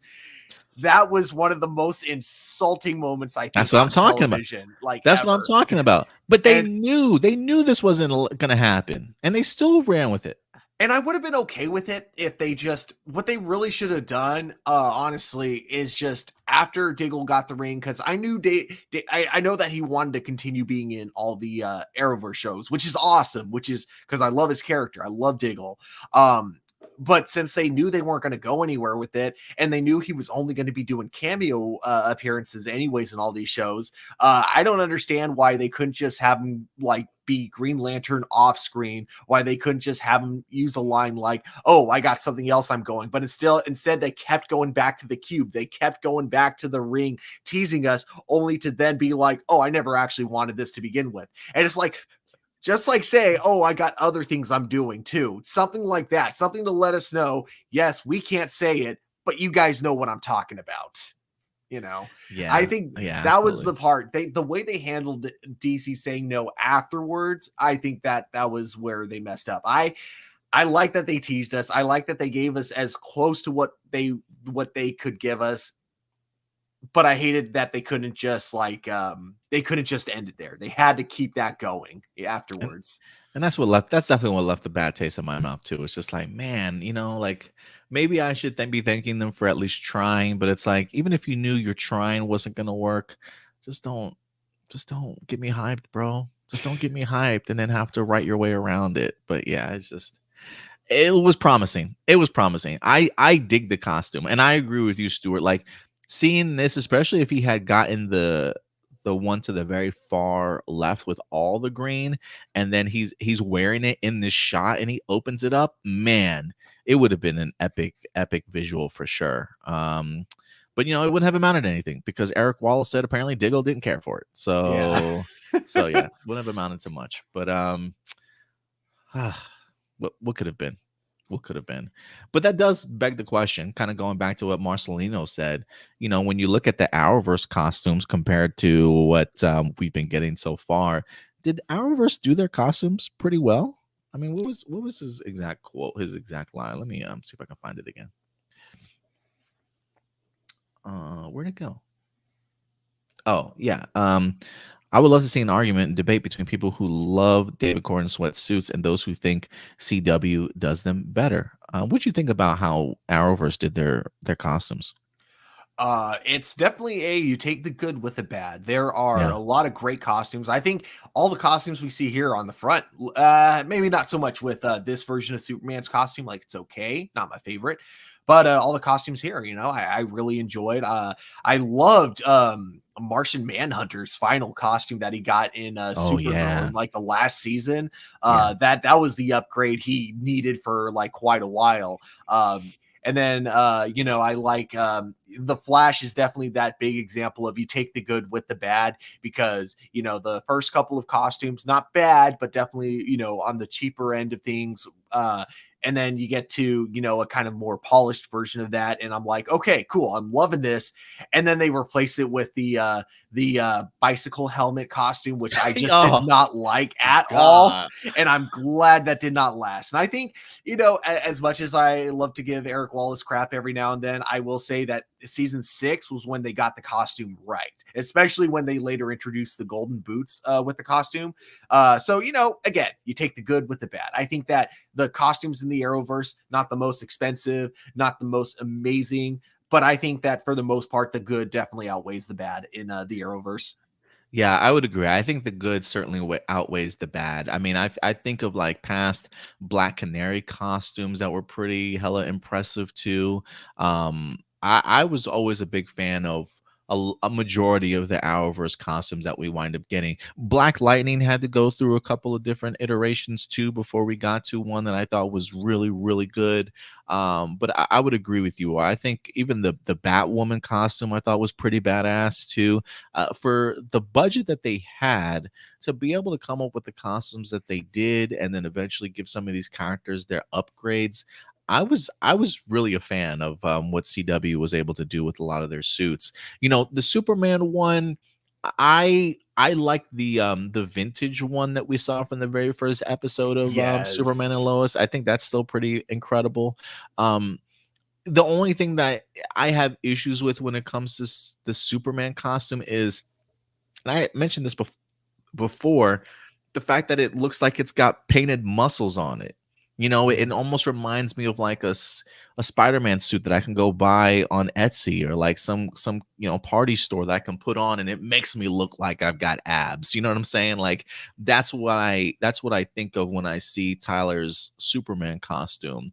Um, so I have versions of it that I'm a big fan of. Others I don't necessarily care for as much, but I would agree with you. You take the good with the bad, but I always think that the good always outweighed some of the bad. Like I think maybe honestly the suit that I did not care for the most was probably the Atom suit, honestly, with Brandon Routh as Ray Palmer. Like it was just too much of a Iron Man knockoff to me. Like when I think of Adam, that's just not the suit that I naturally think of. But we are in the Arrowverse, right? I mean, you gotta, maybe it's the idea of early technology and things like that to for him to be able to shrink in size.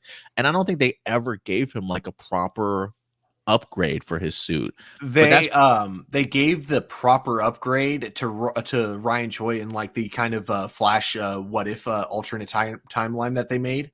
Okay. So he never got to wear it, but technically the costume did exist in that world. I just don't remember ever really caring for that costume, but I would agree. I think CW did a hell of a job with this stuff. You know, I don't know why people have such uh, the way they talk about Arrowverse, almost like it was like a low budget, not like that it didn't amount to anything. And I just don't get the negativity towards the Arrowverse at times, because I honestly, and I will stand by this, I think it did 10 times better than anything Zack Snyder was able to create for us on the big screen. And I mean that in the sense of like just revolutionizing what it means to have a universe on television. You know, for as long and as popular Mark Guggenheim and Greg Berlanti wind up creating the Arrowverse, epic crossover events that people used to talk about all the time. You know, some people might have their issues with Crisis on Infinite Earths, but do you know the manpower and like the heavy lifting that they had to do to kind of bring that to television?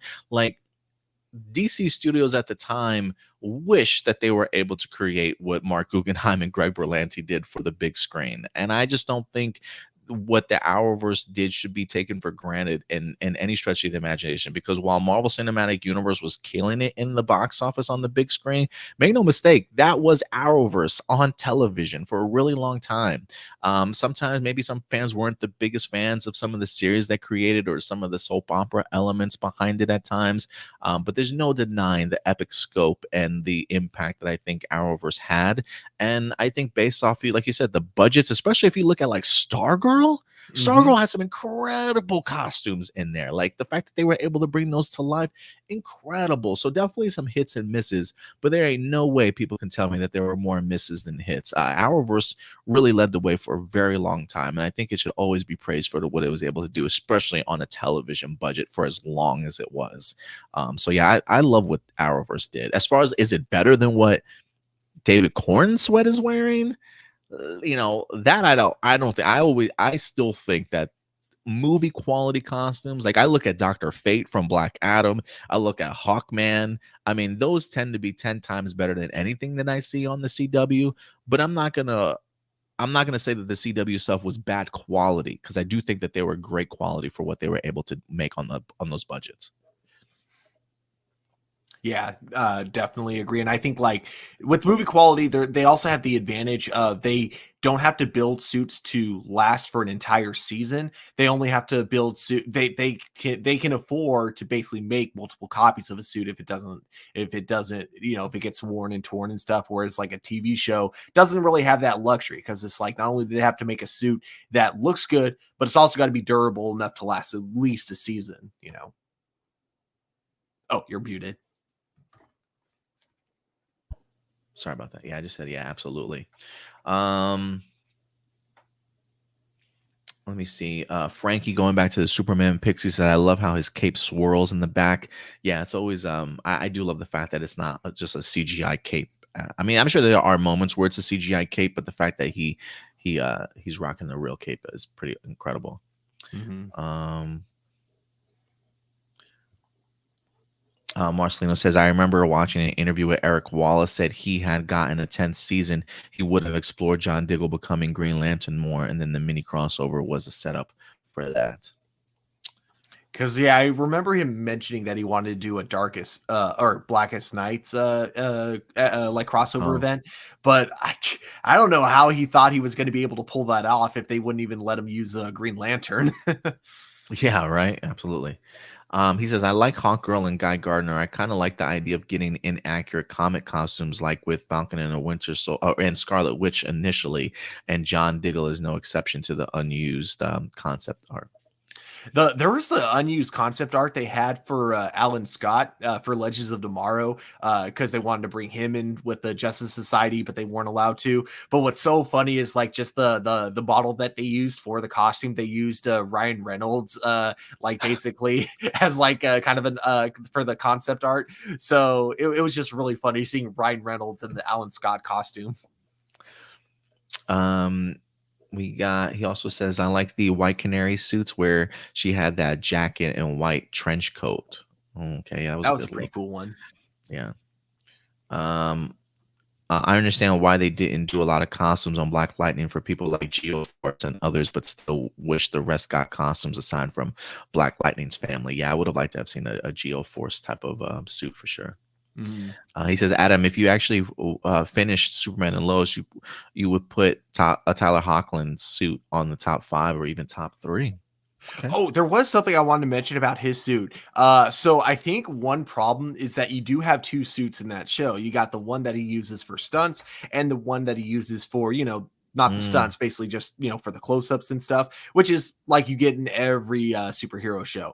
The big thing is, I don't know if it's because of the cameras that they use, because they're super high quality, lenses or something like that.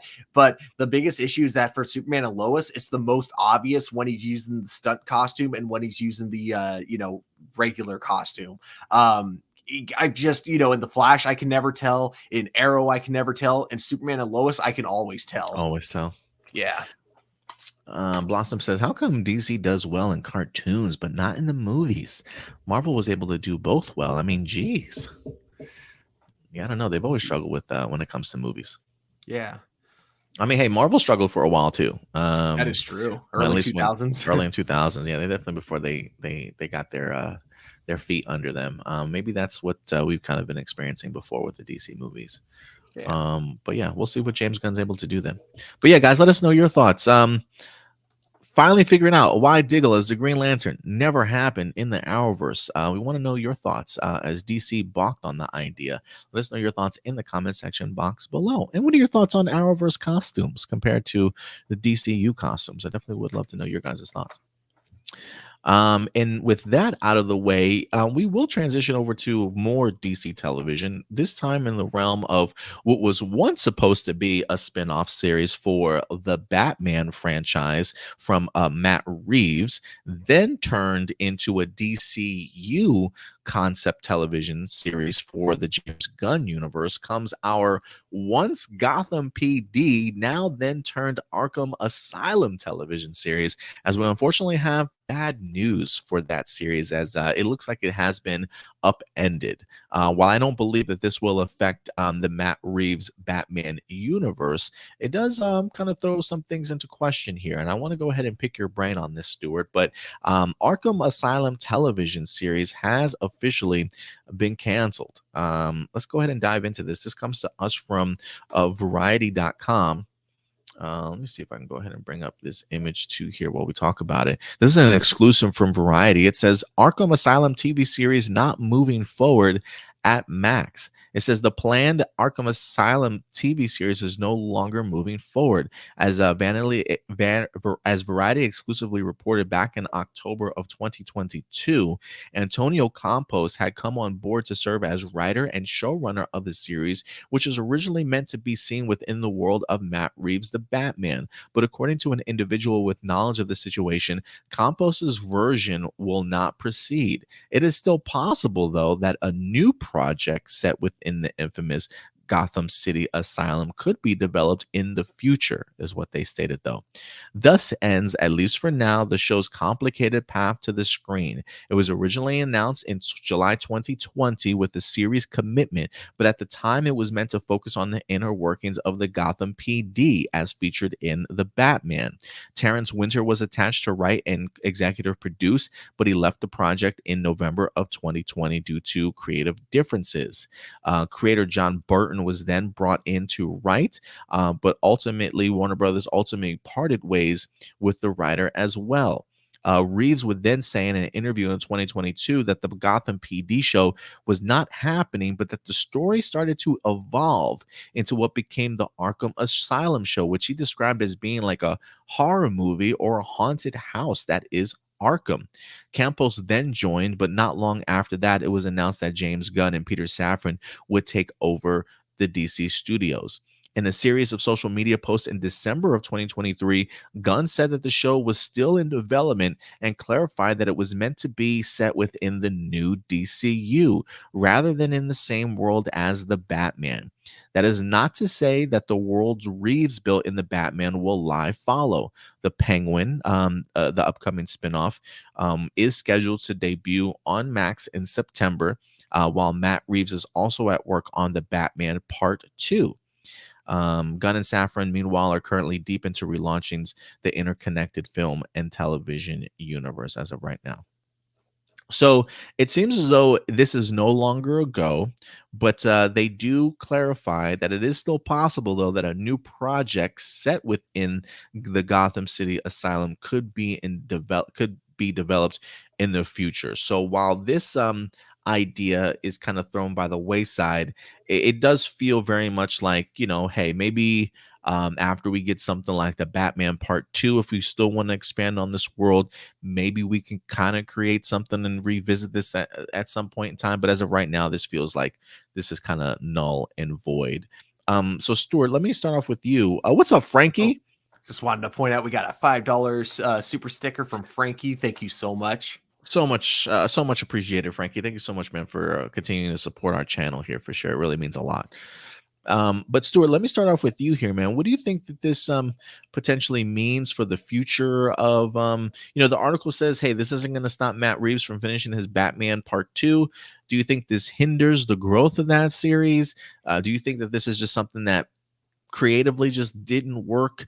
And do you expect more spinoffs to maybe possibly come from this world? What are your thoughts on this not working out? So my overall thoughts, I guess starting with the Matt Reeves part of things. So I think it's probably smarter not to overly expand that Batman universe, at least not yet. I think that for now, just doing a Penguin spinoff movie to keep us held over until we get the Batman Part 2 is a wise way to go about it.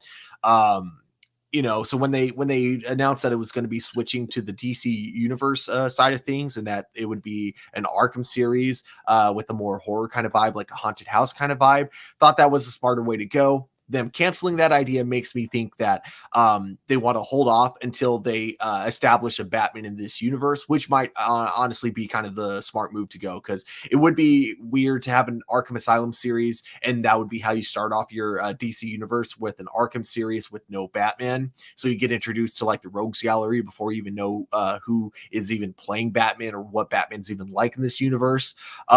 So I definitely get where the decision could have probably come in somewhere along those lines of waiting for that. But I don't think this is going to hinder the Matt Reeves universe. I'm sure we're still going to get great closure for that whole Batman series. And I'm sure that as long as the Batman 2 does really well, we will very, very likely get, other spinoffs going forward as well. Yeah, I do think there is something important about really focusing on the DCU and establishing that a little bit more first. I did think that it was an odd transition to go from, hey, this is going to be a Gotham PD set in the Matt Reeves Batman world, to then, hey, this is going to turn into Arkham Asylum, but it's no longer in the Batman world. It's now in the DCU. It just got way too convoluted, I think. And I think maybe based off of the different iterations of their concepts of the script, maybe they themselves started realizing it, like, this doesn't really fit into the DCU world that we're trying to establish as of right now, especially when we don't even have a Batman kind of picked out. So maybe it was starting to feel more like a Matt Reeves thing than a DCU, or at least in the direction that they certainly wanted to go. I would be kind of curious to see what some of these scripts kind of look like. But even me as an outsider looking in, it felt a little convoluted as to what this was truly going to end up being at the end of the day. So I'm okay with this certainly not moving forward. If anything, I am hoping, I think we're at a really weird point, Stuart, in the sense of James Gunn and Peter Safran trying to create their own DCU and establish their own Batman, and yet we have Robert Pattinson Batman that I think was really well received in the first Batman movie, and Matt Reeves now doing a sequel to that. The idea that, yes, we do have a Penguin spinoff. Now we have an upcoming Batman movie that's going to happen too. I don't know why there's a part of me that feels like, are we getting to a point, like a culmination point, where a decision has to be made in the sense of, like, do we really want to continue with this Matt Reeves world on the side and build off of this after the Batman Part 2, or do we really want to kind of put that out and then really just focus on who our Batman is going to be for the DCU? Like, there's a part of me that really hopes that they're capable of working parallel with each other and side by side, instead of the notorious, hey, we can only have one thing based off of Batman or Superman at a time. So I really hope that this isn't a sign of things to come, because outside of Matt Reeves the Batman, I don't know of any other spinoffs that he has announced or that he's kind of put out there that he wants to kind of build this world around. So maybe that's something that after Matt Reeves works on the Batman Part 2, maybe he'll eventually give us another sort of bridge between a potential trilogy film for his Batman stuff. But I don't know why, Stuart. I just get this odd feeling that with Matt Reeves not announcing anything else after the Batman Part 2, and James Gunn and them trying to establish their DCU and not having cast the Batman as of yet for their Brave and the Bold, I feel like there's something going on behind the scenes and trying to figure out, should this continue? Should we possibly just merge these worlds together and hold off on any announcements until we have sort of a clearer picture in regards to the direction that we want to go with this character, whether that be from the Matt Reeves direction or the James Gunn? So I do think that there's something to it, but I'm not quite sure it completely means, hey, this is the end as of yet. I have a feeling this is like a wait and see type of thing. I'm going to say this, though. I know that there are probably a good amount of fans of Robert Pattinson's Batman that are going to disagree with me on this. And I totally get why, because it definitely feels pretty grounded compared to what we're going to be getting in the DC universe. I just wish they could just merge the two. It was a very standalone movie, and because of that, it would be easy to just like fit that right into the DC universe, personally, I think. And as for, some of the things that we brought up before, like the big question that people are going to have if they end up being connected is, well, where are the other superheroes, helping out with Gotham while it's like basically going through no man's land? And I think two explanations. One, you could say it takes place before superheroes are really established, or two, no one wants to help Gotham because no one cares. And unfortunately, that's just a thing from the comic books. Like, yes, realistically, Superman would definitely be there, but unfortunately, like, that is just one of those things where if you have a merged universe, you kind of have to just turn what's the word I'm looking for? It's one of those things you have to kind of like accept that they're not going to explain, because superheroes are usually going to be limited to their cities, and because that tells a better story. It would be very uninteresting if Superman constantly went into Gotham City and took care of Batman's villains for him. That would just not make a good story, and that's what it kind of comes down to. I think the worlds could work together just fine, and I think it would be so cool to have Robert Pattinson's grounded, down to earth Batman contrasting with David Cornsweet's out of this world Superman. But I get that it probably won't happen, and that's totally fine. But I think that would, if it were me, if I was James Gunn, that would be the direction I would try to push for. And I don't think I would be opposed to that. My only concern is that, right now I believe they have Andy Muschietti that's set to be the director for The Brave and the Bold. And that just, while he very much is sort of like a horror guy, he did do the Flash movie. It does make me wonder, like, what's the tone of Brave and the Bold going to be like, And so it just feels like that is just a vastly different idea and concept to what Matt Reeves has in store for somebody like the Batman. Like, would you then let Andy Muschietti go and then bring in Matt Reeves to direct The Brave and the Bold? Like, what is that going to be like? You know what I mean? Like, and then you're introducing the Bat family and Damian. So there feels like there's definitely a time jump in between where we see Batman and the Matt Reeves stuff. So maybe it's like, hey, let's get the Batman Part 2 out, and then maybe we have a time jump somewhere, and then we revisit Robert Pattinson's Batman in the DCU somewhere down the line. I don't know what James Gunn's final plan is, but maybe you're onto something. I personally would like to see Robert Pattinson opposite David Cornsweet, but I just think what they have in mind for Brave and the Bold is just vastly different than what Matt Reeves is trying to create. So I don't know where I fit in that regard, Stuart, as to what I would want to see the most. Yeah.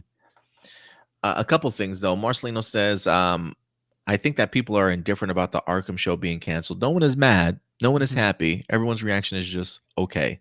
I think that's me too, Yeah. because we still have the Penguin series, which I'm looking forward to.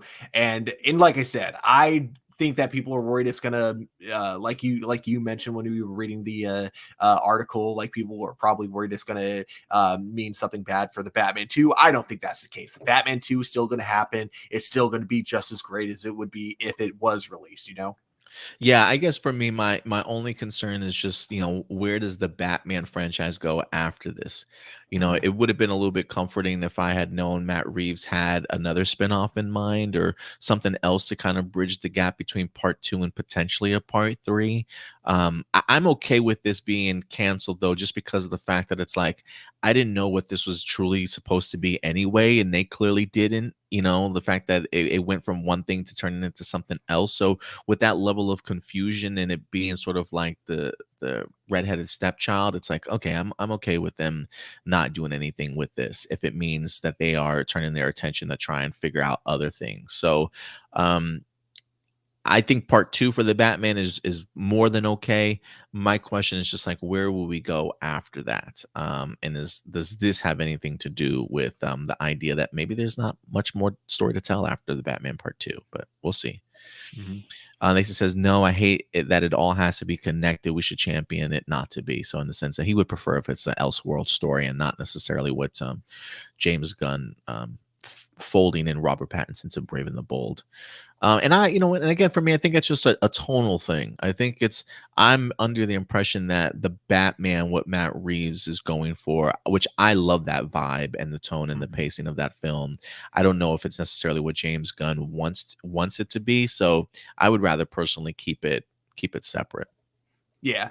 It's because it does seem like if I'm a betting man, I'm assuming that James Gunn is going to go a lot less of a grounded route with Batman, and it'll probably, I mean, obviously it'll be more experienced because we got Damian Wayne in it. So I'm assuming we're going to go with like experienced Batman can do like, stunts that are very much out of this world that no normal human can do. So it'll be because they want to make sure that casual audiences are aware that this is not the same Batman as the Robert Pattinson Batman.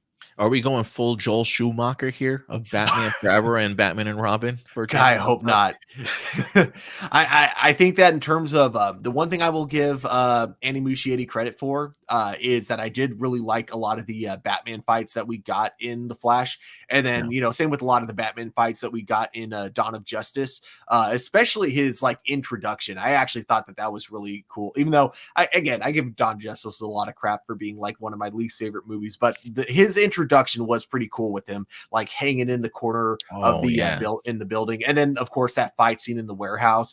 I'm assuming that's going to be what like our Brave and the Bold Batman's going to look like compared to the Robert Pattinson Batman, who will look more like he'll be like the MCU's version of Daredevil, essentially, in this fact that he can do stuff that most people can't do, but he's still human and he'll still get tired after taking on a few henchmen at once. I had seen some people on Twitter suggesting, since James Gunn seems to be comfortable with going the comic book accurate route, the idea of them wanting him to go with the classic sort of gray and blue outfit of Batman instead of like an all black sort of mentality. How would you think that would look on screen if he went maybe a dark gray with the blue sort of cape and cowl and stuff? I don't know. The only time we've seen it in live action was Adam West's Batman and Robin. So I'm not saying it can't be done. I'm just saying I can't imagine currently, and it might be the limit of my imagination. I can't imagine a blue and gray Batman costume in live action looking intimidating, because in the comic books, it still somehow looks intimidating despite that color scheme. But like in live action, I don't know how you pull that off, and I would love to be proven wrong. Yeah, that would be pretty impressive. But yeah, guys, let us know your thoughts in here. With the Arkham Asylum television series being canceled, what do you think this means for the Matt Reeves Batman franchise? Do you mean that this kind of halts things? Will part 2 be the final film? Do you think there's more story for Matt Reeves to certainly tell in the future? Or do you think this is James Gunn and them trying to really separate themselves from what Matt Reeves is doing and just kind of focus on their thing right now? So let us know your thoughts in the comment section box below. Curious here, are you referring to if it was connected to the DCU that would destroy DC, or are you referring to if they had the blue costume for Batman, would that destroy DC? I'm curious what you mean. Yeah, let us know, Nathan. But with that out of the way, we will move on to our last topic of the day as we transition from DC to the MCU. Nathan says the suit. Oh, okay. Yeah, he really does not want to see that. Yeah, he really does not want to see that suit. Let's transition over to the MCU. Look, it's no secret that when the Netflix series for the Defenders stuff like Daredevil, Iron Fist, Jessica Jones, and Luke Cage wrapped up, they felt very adamant about letting us know, like, hey, this stuff is not necessarily connected to the MCU. But over the years, things have certainly changed. They've become a lot more forthcoming, a lot more open to the idea that, you know what, maybe it certainly is all connected. And as we've seen some returning faces like Charlie Cox, along with Vincent D'Onofrio as Daredevil and Kingpin, the merging of these two worlds, the Netflix and the MC, certainly continues here, as they seemingly are, in fact, embracing the idea of making these Netflix series sort of canon to the world of the MCU. And so I do think with series like Daredevil Born Again, we are getting the opportunity to see some of these characters, actually returning to the fold. These actors returning to play these characters that they created in Netflix. I think even Kristen Ritter is teasing the idea of her possibly returning as Jessica Jones once again, and I think people are pretty on board for something like that happening. So it is interesting to me, Stuart, to kind of see what people's reaction is to the potential of the actor Finn Jones, who once played Iron Fist in 2 seasons of the Iron Fist series on Netflix, now talking about wanting to certainly return. This is certainly probably some pushback in regards to a group of fans that maybe weren't necessarily pleased with Finn Jones' performance from at least season 1 of Iron Fist, maybe improving in season 2. And maybe some people just want to turn the page and move on to a new chapter of Iron Fist. But when it comes to Finn Jones, Stewart, he very much is open to certainly returning, and he is vocal about it. So let's go ahead and jump into this last article here. This comes to us from comicbook.com. It says Iron Fist star Finn Jones still wants a Heroes for Hire MCU series with Luke Cage.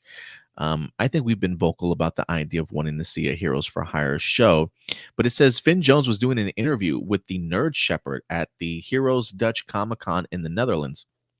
The interview got into the question of where Jones is in his career right now and what he might do next as an actor. The former Iron Fist star made it clear that the industry is in a state of flux right now, and what could or could not happen is impossible to predict, including whether or not he could return to play Marvel's Iron Fist. He says, I have no expectations in this industry, especially right now. It's really unprecedented. Strikes, COVID, things you think are going to happen don't happen. Things that shouldn't happen do happen. So to be an actor in 2024, to have expectations in this industry is just impossible. It does go on to say, look, there have been rumors that Kristen Ritter, Jessica Jones may pop up in Born Again, cementing her place in the MCU as well. Admittedly, the actor Mike Coulter has been less enthusiastic about continuing as Luke Cage, but Finn Jones made it clear he's open to continuing as Danny Rand. He says, now, my intention, I would like to see the character continue. I would like to continue playing that character. I think there's still a lot of room for growth, and professionally, I'm at that point where I'd like to continue to grow with Iron Fist. Finn Jones acknowledged that he would enjoy a shot at doing Heroes for Hire in the MCU. He says, that would be nice. I would love to see the chemistry between me and Mike again. It's always been great. I think there's interesting characters to bring in. I think there's a lot of great stories that can be told with those characters. And if they brought me and Mike back to do a Heroes for Hire TV series, I think it would be the right way to go. And you know what, Stuart? When I think of let me address this real quick. One, I hear around here we've been very vocal about, like, if you want to bring all these characters back, I don't need an Iron Fist series. I don't need a Luke Cage series. I don't need another Jessica Jones series. Just give me a Heroes for Hire show where you could literally put them all together and certainly continue the story in that round. You wouldn't have to, you would make it sort of an ensemble cast. It wouldn't necessarily be dependent on one actor to kind of carry every episode throughout the season. And so while if it is true that Mike Coulter is not the biggest fan of coming back as Luke Cage, I wonder if he would be okay with the idea of realizing, hey, bro, you don't have to necessarily carry your own show. You would be working opposite of like Finn Jones and Kristen Ritter and others potentially for Heroes for Hire. I personally think that that's the route you go if you're the MCU wanting to bring these characters back. Outside of that, though, Stuart, I really don't want Finn Jones back. And maybe that's unfair to me. To be fair, I didn't watch season 2 of Iron Fist. I don't know how he improved. I just did not care for him in season 1. I enjoyed him in like as part of an ensemble cast in something like The Defenders because of the fact that it wasn't solely dependent on him to carry the show and he wasn't sort of the main focus. And so maybe if they were to bring Finn Jones back, I might be okay with the idea of him returning as Iron Fist if he's not the focus but more of a side character, a supporting character in this big ensemble. But when I hear him say this, I have to echo what Nathan Moore is saying in here. I think he just needs a job. I think the checks are slow right now. I think COVID, the strikes. I don't know the last time I saw Finn Jones in much of anything. So look, if I'm Finn Jones, I'm like, yeah, I want to see the character Iron Fist grow so that I can make sure I acquire at least 2-3 seasons of a paycheck. So that's where I'm leaning in this regards. It's like, does he really care about this character? Maybe. But I do think because of the fact that you were a part of a Marvel show, they are sort of adding it to the bigger scope of the MCU. This is where you want to self-campaign for yourself and to say, like, man, I have not had a job in a while. You can't, there's no expectations being in Hollywood right now. Things that happen, things that don't are happening. Like, you got to put yourself out there and self-campaign to certainly come back so that you can, look, being an actor is always a tough gig. You probably get a lot more no's than you get yeses. And it wouldn't surprise me if after his stunt in Iron Fist, if he's been getting a lot of no's lately. I would be interested if you could look up Finn Jones's IMBD IMBD and see just what his job listing has been, if he's been in anything big as of late. Maybe he has been, but I'm not quite sure. But this does feel very much more like a cash grab in the sense of, I need a job. This would really give me a great job opportunity for the next couple of years. I'm not mad at him for it, make your money, man. But as far as like him coming back as as Iron Fist, I don't necessarily know if I want it or need it. But as long as he's not the main star of the show, I think it's a bitter pill that I can certainly swallow if he's got other people that are going to be supporting him throughout the rest of this. But this just feels more like a cash grab as of right now. But what about you, Stu? Do you feel differently? No, I 100% agree with like everything you said. I think he works best when he's not the main character. So he was great in Defenders, and then the one episode of Luke Cage where he came in kind of to help him out with one mission and then he left. I think he was best in those pretty much. So I think him coming back in Heroes for Hire would be really cool. That's something I would love to see him in, but it's also not something I need to see. I don't necessarily need to see him come back in. And I'm also going to say this. I don't know if these rumors are true. I can't say for sure, but I have been hearing things about how apparently Finn Jones did not take the, I don't know if it was required or highly recommended training, but apparently he skipped out on that. And that's what led to like a lot of the fight scenes in season 1 not being as, big as they were meant to be.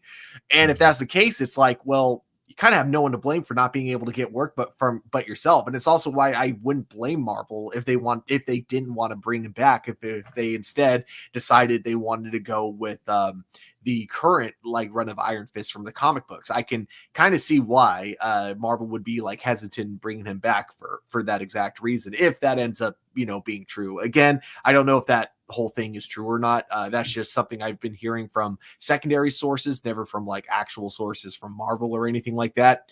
But yeah, so I'm on board with you, man. Like, I'm not against seeing him come back, but it's definitely not something I need to see.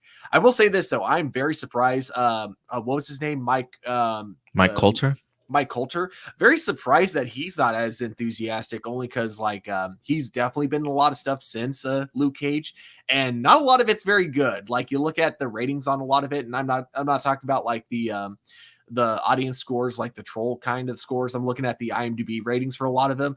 A lot of it is getting like gets like less than 6 stars pretty much on IMDb. So it surprises me that this, as Luke Cage, which was one of his more the roles that a lot of people really loved him in, one of the shows that people really loved seeing him in, surprises me that he's not as enthusiastic about it. Yeah, I mean, look, I can understand to a certain degree, because I don't think these actors want to be like just typecast, and being stuck just only known as Luke Cage or Iron Fist sort of thing, So I get the idea of like wanting to do other things in your career. He had a CBS show, I think it was CBS. I think it was called like Evil or something like that he was a part of. I had only seen one episode of it, but I enjoyed the one episode that I watched. But I was hoping that he would be able to use that Luke Cage fame and go on to do bigger and better things. And that's just not necessarily the case for Mike Coulter. But I do feel like he pops up in a lot of things, maybe just not a lot of great things. So I would agree with you in the sense of I am surprised that he is maybe not as enthusiastic about returning, but at the same time, like I don't blame him either. But I think this would be another great opportunity for him to take a hold of if they do something like a Heroes for Hire. But never say never, right? Opportunity comes across, agent picks up the phone. Hey, bro, do you want to join the MCU again? They got a great pitch for a Heroes for Hire TV series. Check out the script and let me know. And next thing you know, he's like, yeah, I've always wanted to come back and play Luke Cage. I love this character. Like this is just a matter of time. But I will say, while I don't know if I had heard that rumor that he had skipped training. I thought the original story that I had heard was that they like cut the training short, or that he didn't have a lot of time to train. I don't know if it was because of his reasoning or if it was because of scheduling reasons that they weren't able to do it, but it felt like it was very much rushed, and you can definitely tell from the final product. Marcelino says the first season of 2 was better than the first. Iron Fist season 2 was better than the first. Still had problems, but was a massive improvement, especially since Scott Buck wasn't attached to it. It's extremely important to note that Scott Buck, who was the showrunner, as well as the final season of Dexter and Inhumans, who's the guy that lowballs. Yeah, that's right. That's how, because someone had a different pitch to Netflix for Iron Fist, and his pitch was, "I'll make it for $5 million or something." Obviously more than that, but that was his thing, is that he just lowballed. And that's one of the reasons why I said, when I initially thought I heard something, the idea that training was rushed, or maybe he came on this set rather late. Again, I don't know if this was Finn Jones's doing, but considering the fact that Scott Buck was known for doing something really quick and putting things together, it would surprise me too if he had a role in the lack of training for Finn Jones and getting up to par with it. And who knows, maybe it was a combination of both, and the end result being Iron Fist season 1. You know what I mean? Yeah. But I hear season 2 was a lot better because of the fact that they had like Colleen Wigg in there, Jessica Henwick kind of carrying the show a little bit more. Was Misty Knight in that series, or am I tripping? Or she was in Luke Cage, right? She was in Luke Cage. I forgot if she was in season 2 of Iron Fist. Like, I want to say she was, because I know that but I have heard some people say that Jessica Henwick kind of carried season 2 of Iron Fist, which made it a little bit better. But Iron Fist is surprisingly, the second season is one that Indy has really tried to convince me to go ahead and watch. Like, I think I might appreciate season 2 better than season 1, honestly. It was cool what they tried to set up at the very end, and then of course it went nowhere, because that's when all the shows got canceled. Boo. But all right, y'all. I think that will do it for all of our main topics. Marcelino says, I still put more blame on Scott Buck, though. If Finn Jones was problematic, I can tolerate that more than Scott Buck. I mean, yeah, I'm sure there's probably blame to go around for both of them, but I do think maybe the way that Scott Buck handles his shows, doing things cheaply and quickly, might have definitely have hurt a lot of the training that could have potentially gone into for Finn Jones. So it could have been a little bit of both. But yeah, guys, let us know your thoughts. Would you like to see Finn Jones certainly return as Iron Fist? Maybe not in a solo, but maybe a Heroes for Hire. Let us know your thoughts in the comment section box below, as Homeboy sounds like he needs a paycheck right now. But yeah, let us know. And with that out of the way, Stuart, I think you know what time it is. I do indeed. It's adventure Now, time, everybody, right? It is time for live viewer questions. Oh, live viewer questions. Sorry, Yeah, adventure time, live viewer questions. I always It's get them almost the mixed same. up. Almost, Yeah. It's an almost like adventure fun. reading these live viewer questions. It absolutely is. All right, let's go ahead and get into this for you guys. If you want to submit a live viewer question, as always, we'll go ahead and show you right now. Just go over to our YouTube channel, as you see right here. Click on that community tab. And as you do, we got some live viewer questions. We got 6 comments here. We'll go ahead and sort this out. Oh, actually, I have an answer for this. Same reason that if you look at a lot of really bad Hollywood, like, and I'm talking about the high budget Hollywood movies, the ones that are really bad, you'll notice that a lot of them have like some of the same writers. And this is something I kind of learned from doing the show because once in a while we'll hear, oh, this person's been, tapped to write this upcoming film, and I'll be looking them up on IMDb as we're talking about it, and I'll realize, wait, what has this person done? Oh, Transformers: The Last Night. Oh, Rise of Skywalker. They're all written by the same people because Hollywood doesn't care as much about quality when it comes to the big budget movies. They care about like efficiency and how fast it can get produced. And that's why this guy gets a lot of work, because he can't produce good shows, but he can produce shows fast and for a low amount of money. And that's what they want to see, unfortunately.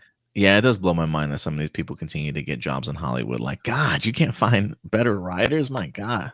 Also, we got a $9.99 super chat from Gatula.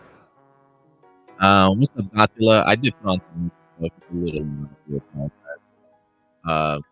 give me a minute to okay. So we Gatula here. Can you hear me a little bit better now? Yep, I sure can. What are your thoughts on John Cena announcing his retirement last night? As far as his retirement tour goes, who do you think should be his final opponent? Man, yeah. So for those of you who didn't check out Money in the Bank, if the music is too loud, let me know. He did announce his retirement from wrestling, but he did state that Royal Rumble 2025, Elimination Chamber 2025, and WrestleMania in Las Vegas were going to be his last 3 big events that he's going to be at. So there's definitely going to be a couple of opponents for him to face. I have 3 people in mind I really would like to see him face. AJ Styles, because he's had great matches with AJ every time that they've laced up their boots together inside the squared circle. I wouldn't mind seeing CM Punk face off against him. And then last but not least, a Randy Orton. Instead of CM Punk, though, I wouldn't mind it being a younger generational star. Because I think when I look at Randy and AJ, I feel like Randy is another legend, I think younger than him. But like, how much longer does Randy have in this business himself? That I don't know.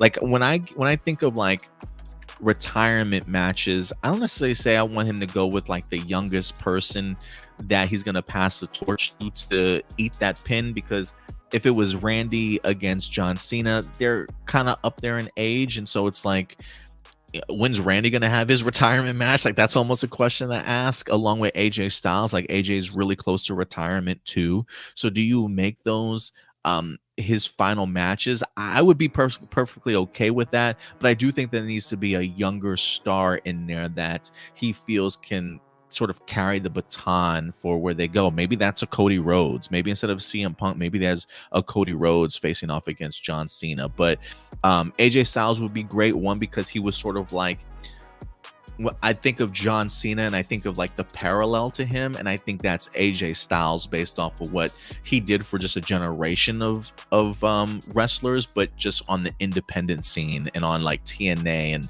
New Japan and whatever the case may be. Randy Orton, because of just the feuds that they've had all throughout WWE. And then I would say, yeah, give me a younger wrestler that you feel can kind of carry that baton, whether that be Cody Rhodes or somebody else for the next generation. So those would probably be my 3 to 4 choices that I would have. I don't know how you play that into storyline wise, but there is a part of me too that I want to see John Cena capture the title one more time. I don't know if even if it's just a win and then you lose it, on the next bout. So I just don't know where you drop or where he picks up a world title at. But there's a part of me that needs him to be a 17-time champion and surpass sort of Ric Flair. And I say that because WWE has been trying to make new records. And we've seen that with Cody Rhodes winning the Royal Rumble back-to-back. Gunther making a new 666-day reign. Roman Reigns with like, one of the longest reigns of a champion in this sort of generation. So I feel like if you need generational moments and new records, John Cena breaking Ric Flair's record, I think is one of those records that, one, I think at this point in time needs to be broken. And if there's anybody that's going to break it, I want it to be John Cena. Again, he doesn't have to have a lengthy defense, win it, and then lose it in your next match, whatever the case may be, and then maybe call it quits. But I really want to see him. I really want to see him win that title, because I personally do view John Cena as the greatest of all time. Regardless of the lengthy reign that Roman Reigns wind up having, just what John Cena has done and carried WWE for such a long time, what he does with his Make-A-Wish stuff, I do feel like John Cena is the best, is the best right now. So, or the greatest of all time. So he deserves to have that moniker of first time 17-time champion, I think, before he departs. But maybe I'm tripping. I'm kind of curious to know your thoughts, Dante. And Stuart, if you have any in that regard. So I think as a Peacemaker fan, that John Cena's final match should be against Stephen Amell, and the loser has to go to a brony convention dressed as a half-baked Twilight Sparkle with a 4-inch white butthole drilled into the costume. If you watch Peacemaker, you will get that joke. I love it. But yeah, thank you for the question, Dothel, and the $10 super chat. We really do appreciate it. Again, we don't have any sponsors here, guys, so we are carried by your guys' support on a monthly basis. So thank you so much. Blossom with the first question here. This just came to me. I remember seeing a pic of these 3D Power Rangers from some cartoon from Korea.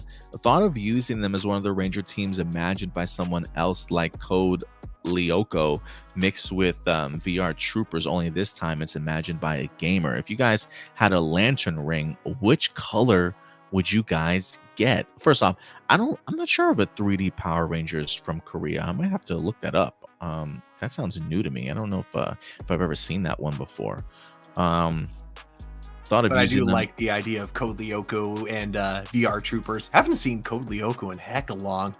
I don't even know if I've even know what Code Lyoko is. I might have to look that up too. If you guys had a lantern ring, which color would you guys get? Oh, green, because then I'd be able to say the most badass oath ever. Yeah, probably green or white. I just remember, I'm trying to remember what all the things meant on the spectrum. I just remember red being hate or anger. And I think yellow was, what was yellow? Is that hate? No. Is that like envy? I'm gonna look up the ring colors right now. Yeah, look up the spectrum. I just remember when that storyline was going out of the different Green Lantern Spectrum rings, I remember they used to sell them at the comic book store, and you can have your pick of any Green Lantern ring. And I always went with the green or white ring. Okay, it was fear. I wanted to say yellow was fear, but I'm like, nah, I'm not thinking of Star Wars. But no, that is accurate. So yellow is fear, red is rage, orange is greed, white is life, green, of course, is willpower, and then black is death, and then blue is hope. I think that's supposed to be purple is compassion, and then pink is love. Yeah, I would be either green, white, or blue, I think. Yeah. I think I could do green, purple, or blue. I like it. Another super chat here from Blossom. Thank you so much, Blossom, certainly coming through. Red is rage, orange is greed, yellow is fear, green willpower, blue hope, indigo compassion, and violet was love. Or is that pink love? Yeah, one of those. Yeah, indigo wouldn't have been bad. I'm just trying to think of like a color scheme. I think I look good in red personally, but no, I'm not one for. I don't got that type of rage inside of me, man. I don't got that level of rage. But thank you so much, Blossom, for clarifying that for us. If we're going with color scheme, I think like I'd either go for red or black, and I'd like to think I'm not full of rage and death. And get into your goth phase there, Stuart. Yeah.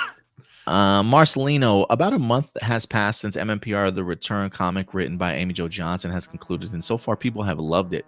Many people have that it's better, both better than Once and Always Special and its anniversary that we should have gotten instead, saying it felt like a love letter to fans. So did you get a chance to read it yet? I have not, Stuart. Have you? I haven't. Although I'm going to say this, if it wasn't better than, the anniversary, that would have been weird, given that you have a comic book and your only limit is your imagination. Whereas like for Once and Always, you have a lot of other limitations. So the thing I think it should be compared to, if it's being compared to anything, is the other Boom comics. How does it how is it in terms of quality compared to the other Boom Studios comics? Which, I mean, from what I've heard, it's about as good as those, which is really cool. So I will probably check them out at some point. Yeah, I would agree with you. I think when we're talking about live action stuff being written is vastly different than writing a comic book script. So I mean, I get the comparisons, but I do think to a certain extent it might be an unfair comparison. Something you probably would want to compare with other Boom Studio comic book stuff. But I want to give it a shot. I want to read it for sure. I would agree with you, Marceline, that I have heard a lot of high praise about it for sure.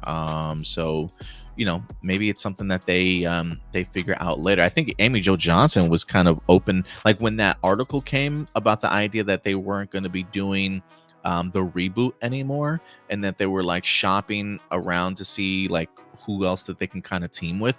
I think Amy Jo Johnson was very vocal about the idea, like, hey, if you want to create a Power Ranger show, like I got one for you. And Amy Jo is a director herself and clearly a writer. So I mean, hey, make a pitch for trying to get a job opportunity for you there, Amy Jo. I have no problem with that. I think that's a really cool concept. And maybe, if Hasbro still holds onto the property and they need to create something, maybe they take a peek at what Amy Jo Johnson ended up creating. So we'll see. Good luck to her. I hope I definitely will give it a read though, because I have heard good things about it. What are some adaptations of comic characters? Wait, had they made it into a graphic novel, like a paperback yet? I'm kind of curious if they put them all together. I'd be surprised if they did, because usually it takes a couple of months before that happens. But yeah, maybe that's what I'll wait for. What are some adaptations of comic characters who are nothing like their comic counterpart you think are superior, to the point where you're like, man, this inaccurate version of the character should have been the character in the comic books? I have a whole show where I think it's better than the original comic books. I'm going with The Boys. Everything about the show and the characters are better in the Amazon version than in the comic books. I can't think one off the top of my head, so I'm gonna go with your answer there. Yeah, cause some adaptations of comic characters who are nothing like their comic counterpart. Or like the adaptation is better. I know that there's, God, it sucks because like that's a good question, but I can't I can't think of one off the top of my head, but I know I definitely have some answers. I will get back to you on that one actually, because I probably have another one. Just to piss some people off, I'm gonna go with Tatiana Maslany, She-Hulk. No, I'm just kidding. I don't know. Although I'm sure her John Byrne run is pretty impressive, but I haven't had the opportunity to read it. Let's see here. For the DC, James Gunn has made it clear that each project will have different tones and different genres. This presumably means that some projects will have different ratings than others. But how will James Gunn deal with the fact that some people will straight up not watch some of his projects because some will be rated R, be overly violent, and contain other aspects you don't see in a PG-13 movie?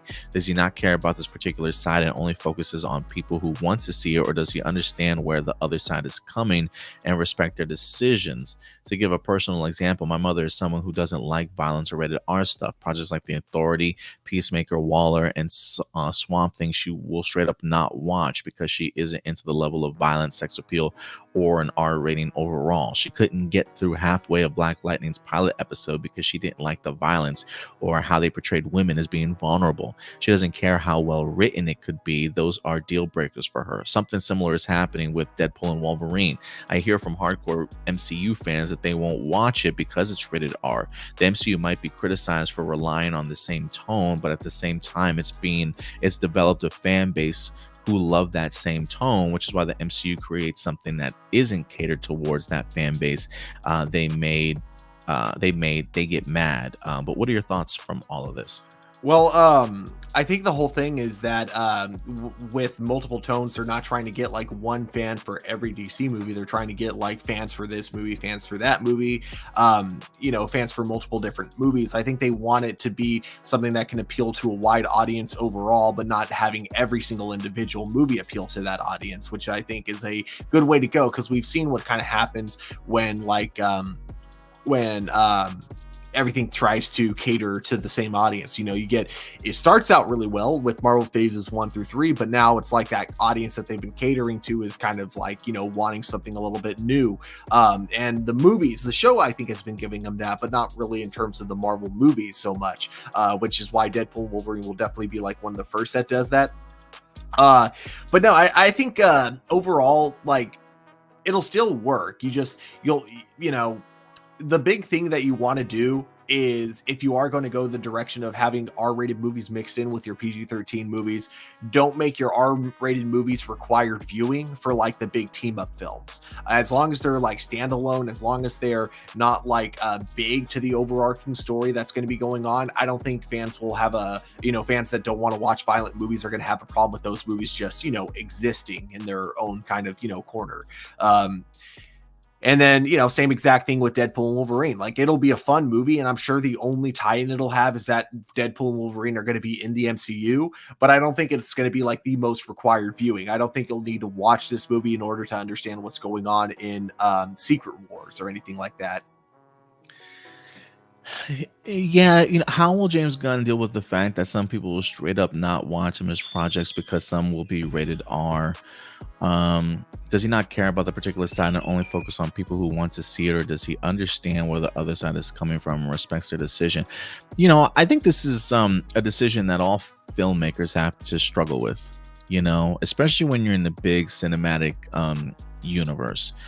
I'm almost 100% that James Gunn is fully aware that anytime you make a rated R movie, and this is for any situation, is you are undercutting your audience to a certain extent. A certain age range won't be allowed to go see this film, right? It's probably a reason why a lot of rated R films maybe aren't the biggest at the box office in regards to like billion-dollar movies. I mean, The Joker, I think, was rated R, if I'm not mistaken, but that crossed $1 billion. But it's not every day that you get to see that, right? So I think when you decide to make rated R movies, you have to take that into account, that this is not going to be a far-reaching sort of project. But I think you also have to be true to who the character certainly is.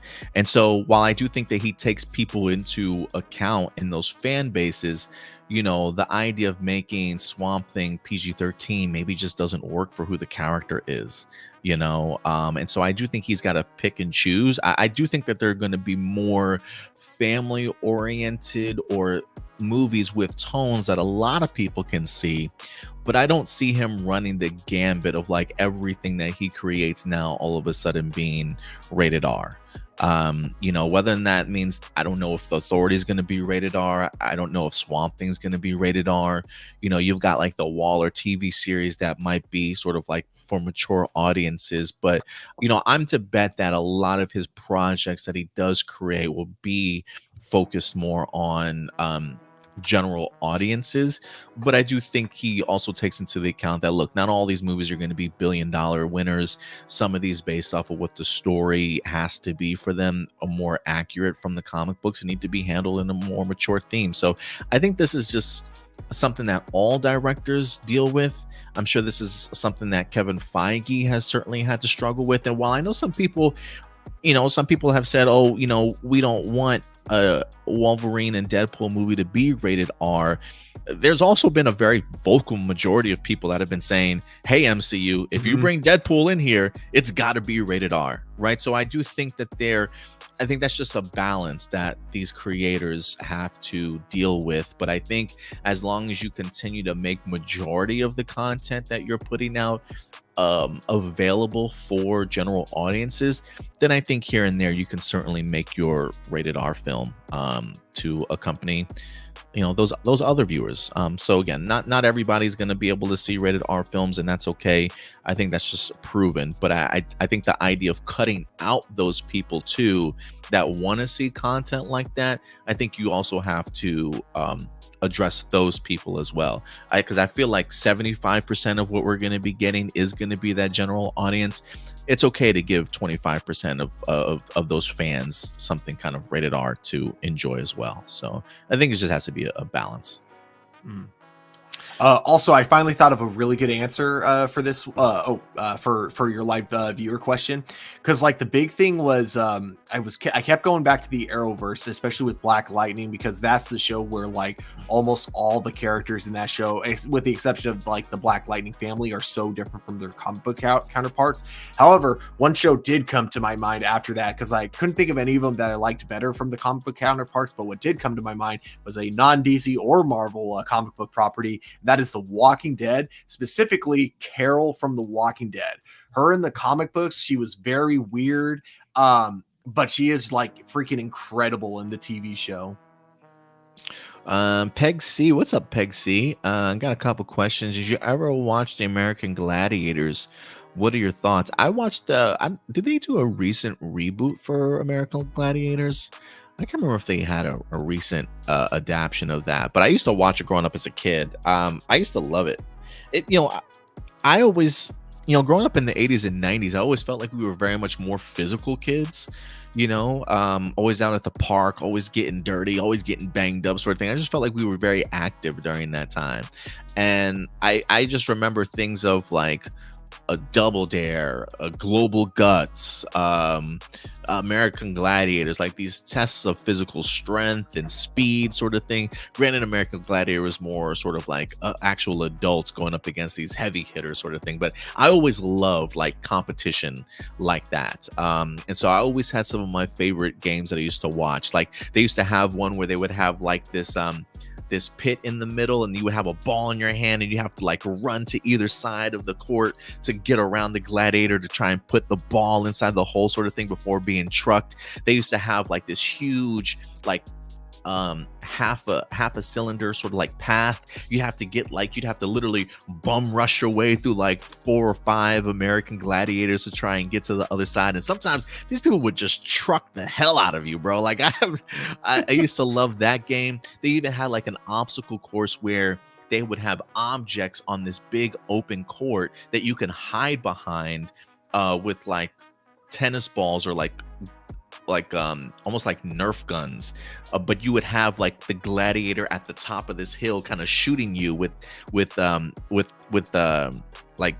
tennis balls, and if you got hit you were eliminated, but you had to literally run between each obstacle, and you had to then take sort of like whatever object they gave you, was like a rocket launcher, or like toss some balls to hit the target wherever the gladiator was standing to kind of eliminate them or make it to the end of the court sort of thing. So they always used to have some really great they had a jousting one, if I'm not mistaken, like 2 people on the 2 towers like hitting each other and stuff.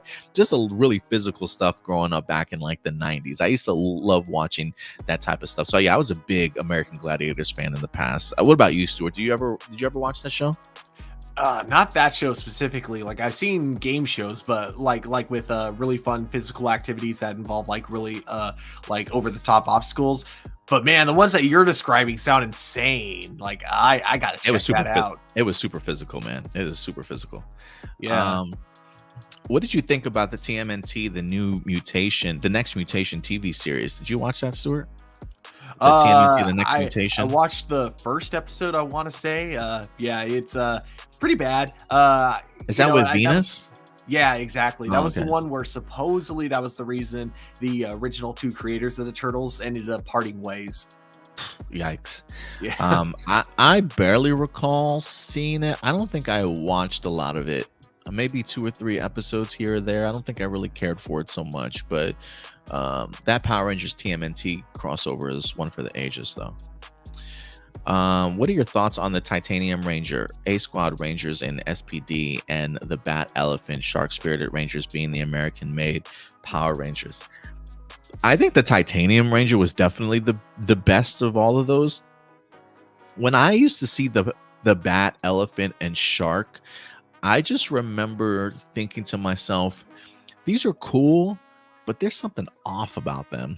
But maybe because they were American-made Power Rangers, it didn't necessarily connect so well with me. I didn't mind the costumes, but there was something that was like, I just don't know. Whereas Titanium Ranger almost felt like it just fit naturally for me. Yeah, I would agree. I'd say like the Spirit Rangers were okay. Characters were awesome. Don't get me wrong, but they were just costume wise just okay. As for the A Squad, it's funny because like they look cool, but it is hilarious how it's just the in space helmets just with like a new suit underneath. Yeah, that's pretty much all it is. Jessica Fryman, do you think Young Justice could come back one day, and would you like to see Jordan finally learn to use his powers more responsibly and become a hero like his dad? I think undoubtedly that's what we're going to be getting next season, because he's got his powers. He seems to have really gotten them down, and now he's got to learn it's being a hero isn't about like the glory or anything like that. I think that he got a little bit too in over his head, and that's why his dad had to be like, okay, you're gonna need to calm down a bit, son, before I let you go on any more missions. So hopefully he learns his lesson. And then Young Justice, I hope so. Yeah, I got no idea what's going on with that series, man, at this point. Maybe with James Gunn, he'll see like the fan base behind it and go, you know what, we should bring this show back. Yeah, I hope so. Doomsday, what's up, Doomsday? Says, based on all the set photos you've gotten about James Gunn so far, what do you think the movie will be about? I don't know what it's specifically going to be about, but I do think we touched on something important here, in the sense that when we get the understanding that the Authority is a government-led team, and we see this new team of heroes, whether that be the Terrifics or a Justice League International, kind of all rocking the same logo for Lord Tech on their outfits, and them really wearing like what looks to be like a unified uniform sort of concept. It does feel like it's a government assisted, and then now we've got like a corporate assisted superhero team. And there are elements, especially when you think about what this movie was originally going to be called, Superman Legacy. There does feel like a sense of Superman trying to hold on to the virtues and the values of what it means to be a true superhero. And maybe he is in this world to now kind of remind people what they once were compared to what being a superhero sort of now kind of looks like. And I do wonder if that's in part to do with it. Maybe put the pushback against the government and corporate, funded sort of superheroes, and just getting back to the basics a little bit of being a superhero. So that might be one of the elements here. But what do you take away from that? I don't know. And look, this is also being adapted, or at least inspired, by All-Star Superman, if I'm not mistaken. So I don't fully remember what that story or concept was about, but I don't know if you do, Stuart, or not. But is there anything like that you think James Gunn could be trying to tap into? So this is a comment from earlier with Marcelino. The last part about this comment, he is, how, he mentions The Boys, but there's other shows and movies that have done this, and just fans in general who will say that like Superman's only interesting if he's like evil, or if they have like kind of an evil version of the character. And I think that's one of the things that the movie's gonna talk about. It's like, on a meta level, they'll say that Superman can be interesting, just from can still be interesting, even if he's just a good person. That's, all there is to it.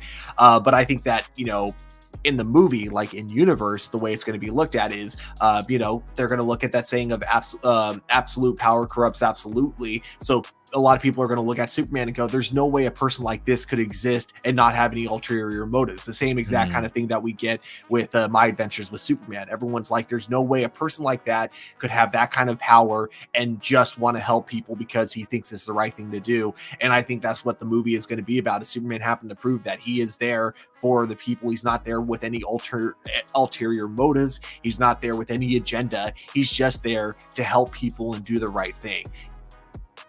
Yeah, I agree. I think there's a little bit of all that going to be combined in this movie. So I'm excited for it, man. I'm really excited to kind of see what James Gunn puts together. It's always interesting to see set photos and then what that eventually turns into on the big screen. Doomsday, do you think it's dumb how the Ranger fandom was getting mad at Ion for pretty much only caring about Zato and claimed that Ion was dick riding him? Because at the time of the first Cosmic Fury episode, we already lost Zato twice, but I personally don't blame Ion for caring about Zato the most, since they're literally best friends. Yeah, no, I mean, for lack of a better term, because I know he's an alien, but like he's a human, you know, at heart, you know what I mean? Because like, you know, we can't help how emotional we are. And if you lose someone twice, yes, that is going to mess with you. So his reaction and how he goes about it was totally understandable. And as far as I can remember, he never puts the team in jeopardy from trying to save Zato. He just, you know, refuses to accept that Zato is like actually gone, which he turns out to be correct about. Yeah, I never had a problem with it because, like you said, they're literally best friends. It always felt like a brotherly bond to me, and so that's how I would assume a brother would respond and act. So I didn't have a problem with it. Is it just me, or does the first half of Zenkaiger opening with the actors' credits give off a type of espionage vibe? Is it just me, or does the first half of Zenkaiger opening with the actors' credits give off a bit of a spy espionage vibe? Huh. I don't necessarily know how to answer that, or like how to take that question, Stuart. Zenkaiger was the anniversary one, right? Yeah, it was with the white Rainbow Ranger and then all the robots. I didn't get that vibe personally, but it's also been a minute since I've watched it. Yeah, it's been a minute since I watched it, but that's not the vibe that I wind up getting though. And then the most talented man in the world. He says, I may be the only one, but in Power Ranger Samurai, I think Lauren was the better Red Ranger than Jaden was. I love that she was the first female Ranger on the side of good and being the big sister to Jaden. Yes, in Shinkinger, instead of being his sister, Lauren's Sentai counterpart was actually Takura, adopted mother, even though she was younger than him. To this day, I hate that all the other Samurai Rangers kept worshiping Jaden as the one and only true Red Samurai Ranger. Which is ironic was that Antonio gave Lauren a hard time, just like when the other Rangers did the same thing to him when they thought he wasn't fit to be a true Samurai. Even though Antonio himself really wanted to protect people by becoming a Ranger, plus created his own morpher using the energy from his Octozord. I had really wished Lauren was the Red Ranger since the beginning of the series, but that wouldn't be possible because of the Sentai footage. Everyone being huge dicks to Lauren was really uncalled for, and that Jaden himself leaving the team because he felt he was unworthy of being the Red Ranger and not being the one to destroy Master Xandred was just idiotic. That is not what a true leader does. Imagine if Jason from MMPR left on purpose because he felt he wasn't powerful and fit enough to be a Ranger and defeat Rita. Yeah, and that's that all comes down to, like, that's the problem when you're writing, when you're translating a show instead of writing it, is you miss all the you know, subtler kind of aspects about it, and it just, you don't. I feel like the problem is it was translated without a true understanding of the Sentai, and so therefore when you get like just kind of the rough translations, you end up with the story like that, which makes no sense at the very end of it. Because you are definitely not the only one who liked Laura more than Jaden, and you're not the only one frustrated by the way that everyone treated her and how the show itself seemed to like pretend like they had every right to treat her like that, you know? I think that was what really bothered a lot of people, was that the show, it wasn't just the fact that like the Rangers were being assholes, is that the show was portraying it as they were being reasonably assholes. Yeah, amen. I agree with you 100% there. But thank you so much, everybody, for all the questions today. Just gonna read refresh this, make sure we got everybody, which I believe that we did. Yeah, we did. Awesome. So thank you so much, everybody, that definitely participated in our live viewer question segment of the show. Always great to hear your guys' point of view and questions that you have in store for us. But Stuart, I think that will do it for today's show. Maybe one day I'll get back to this damn Boom Boomger series reviews, episode reviews. I got to be like 5-6 episodes behind right now. I'm not even sure. Any more My Adventures of Superman? Yeah, sorry, I'm also a little behind on it, but I will. I don't know. There's only 2 more episodes left. So Okay. I think episode 5. So I may. Would it be all right with you if I just waited for the series to end and then, or season to end and then just did a season review?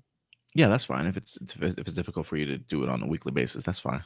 Yeah, but because I do want to talk about, because the show is going in a really cool direction, so I am really excited to talk about it. So I think I'll wait till season 2 ends, and then I'll give like my overall review of the season. But my first 5 episodes are still up if you guys want to check those reviews out, of course.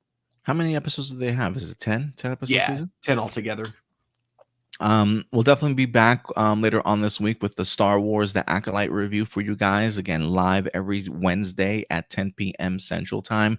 We got 2 more episodes left. The penultimate episode this week and then the finale the following week. So I'm expecting a flashback episode this week, which I'm hoping is going to be a banger. Give us a little bit more insight in regards to what's going on there. So definitely check that out. We'll probably be dropping a couple of shorts throughout the week as well over on YouTube and our Facebook page. Check us out there. Any more trailer and movie reviews might be dropping for the rest of this week as well. If you're big wrestling fans, we got a Raw, NXT, and SmackDown reviews live coming for you guys later on this week as well. So a lot of content certainly headed your guys' way. And then I think I also just dropped, if you're a big Doctor Who fan, I just dropped the David Tennant and Catherine Tate Q&A panel from Fan Expo Dallas a few weeks back, doing a highlight video. It's about 12 minutes long, so if you want to check out David Tennant and Catherine Tate together in a panel, it is currently up on our channel. Also, a couple movies I kind of want to try and see this week, so I might have like a Quiet Place review for you guys later on this week, and might see some other things in theaters too. So constant content dropping throughout the week, so definitely pay attention to us. But Stuart, if people want to find you on social media, where can they find you? You guys can find me at Turbostu01 over on Instagram, and I will probably tomorrow be doing some more streaming on Twitch. I'm thinking of, if I can't get my computer to stream Knights of the Old Republic, I will probably be streaming Final Fantasy 1, the Pixel remaster version. Nice. I dig it. So yeah, definitely check us out over on Twitch as well. But yeah, follow us everywhere on social media at A+ Opinions. We also have a TikTok page at Hero Report. I believe maybe our Twitch link might be in the description box below. If not, I might have to certainly go ahead and add it. And then definitely, if you haven't subscribed to us here over on YouTube, hit that like button, hit that subscribe button, and hit that bell notification, because we certainly will be back later on this week with another episode of A+ Hero Report next Sunday. And then check us out over on our Facebook page. That's where we drop all of the news articles throughout the week, posters, exclusive images, news articles to keep you up to date. And then we take 6 topics from there and we talk about them here on A+ Hero Report. So that's going to do it for us here, ladies and gentlemen, but we'll certainly see you back next Sunday. Until then, do us a favor, as always, guys. Take care of yourselves, take care of each other, and keep it A+. We'll talk to you guys later. Bye.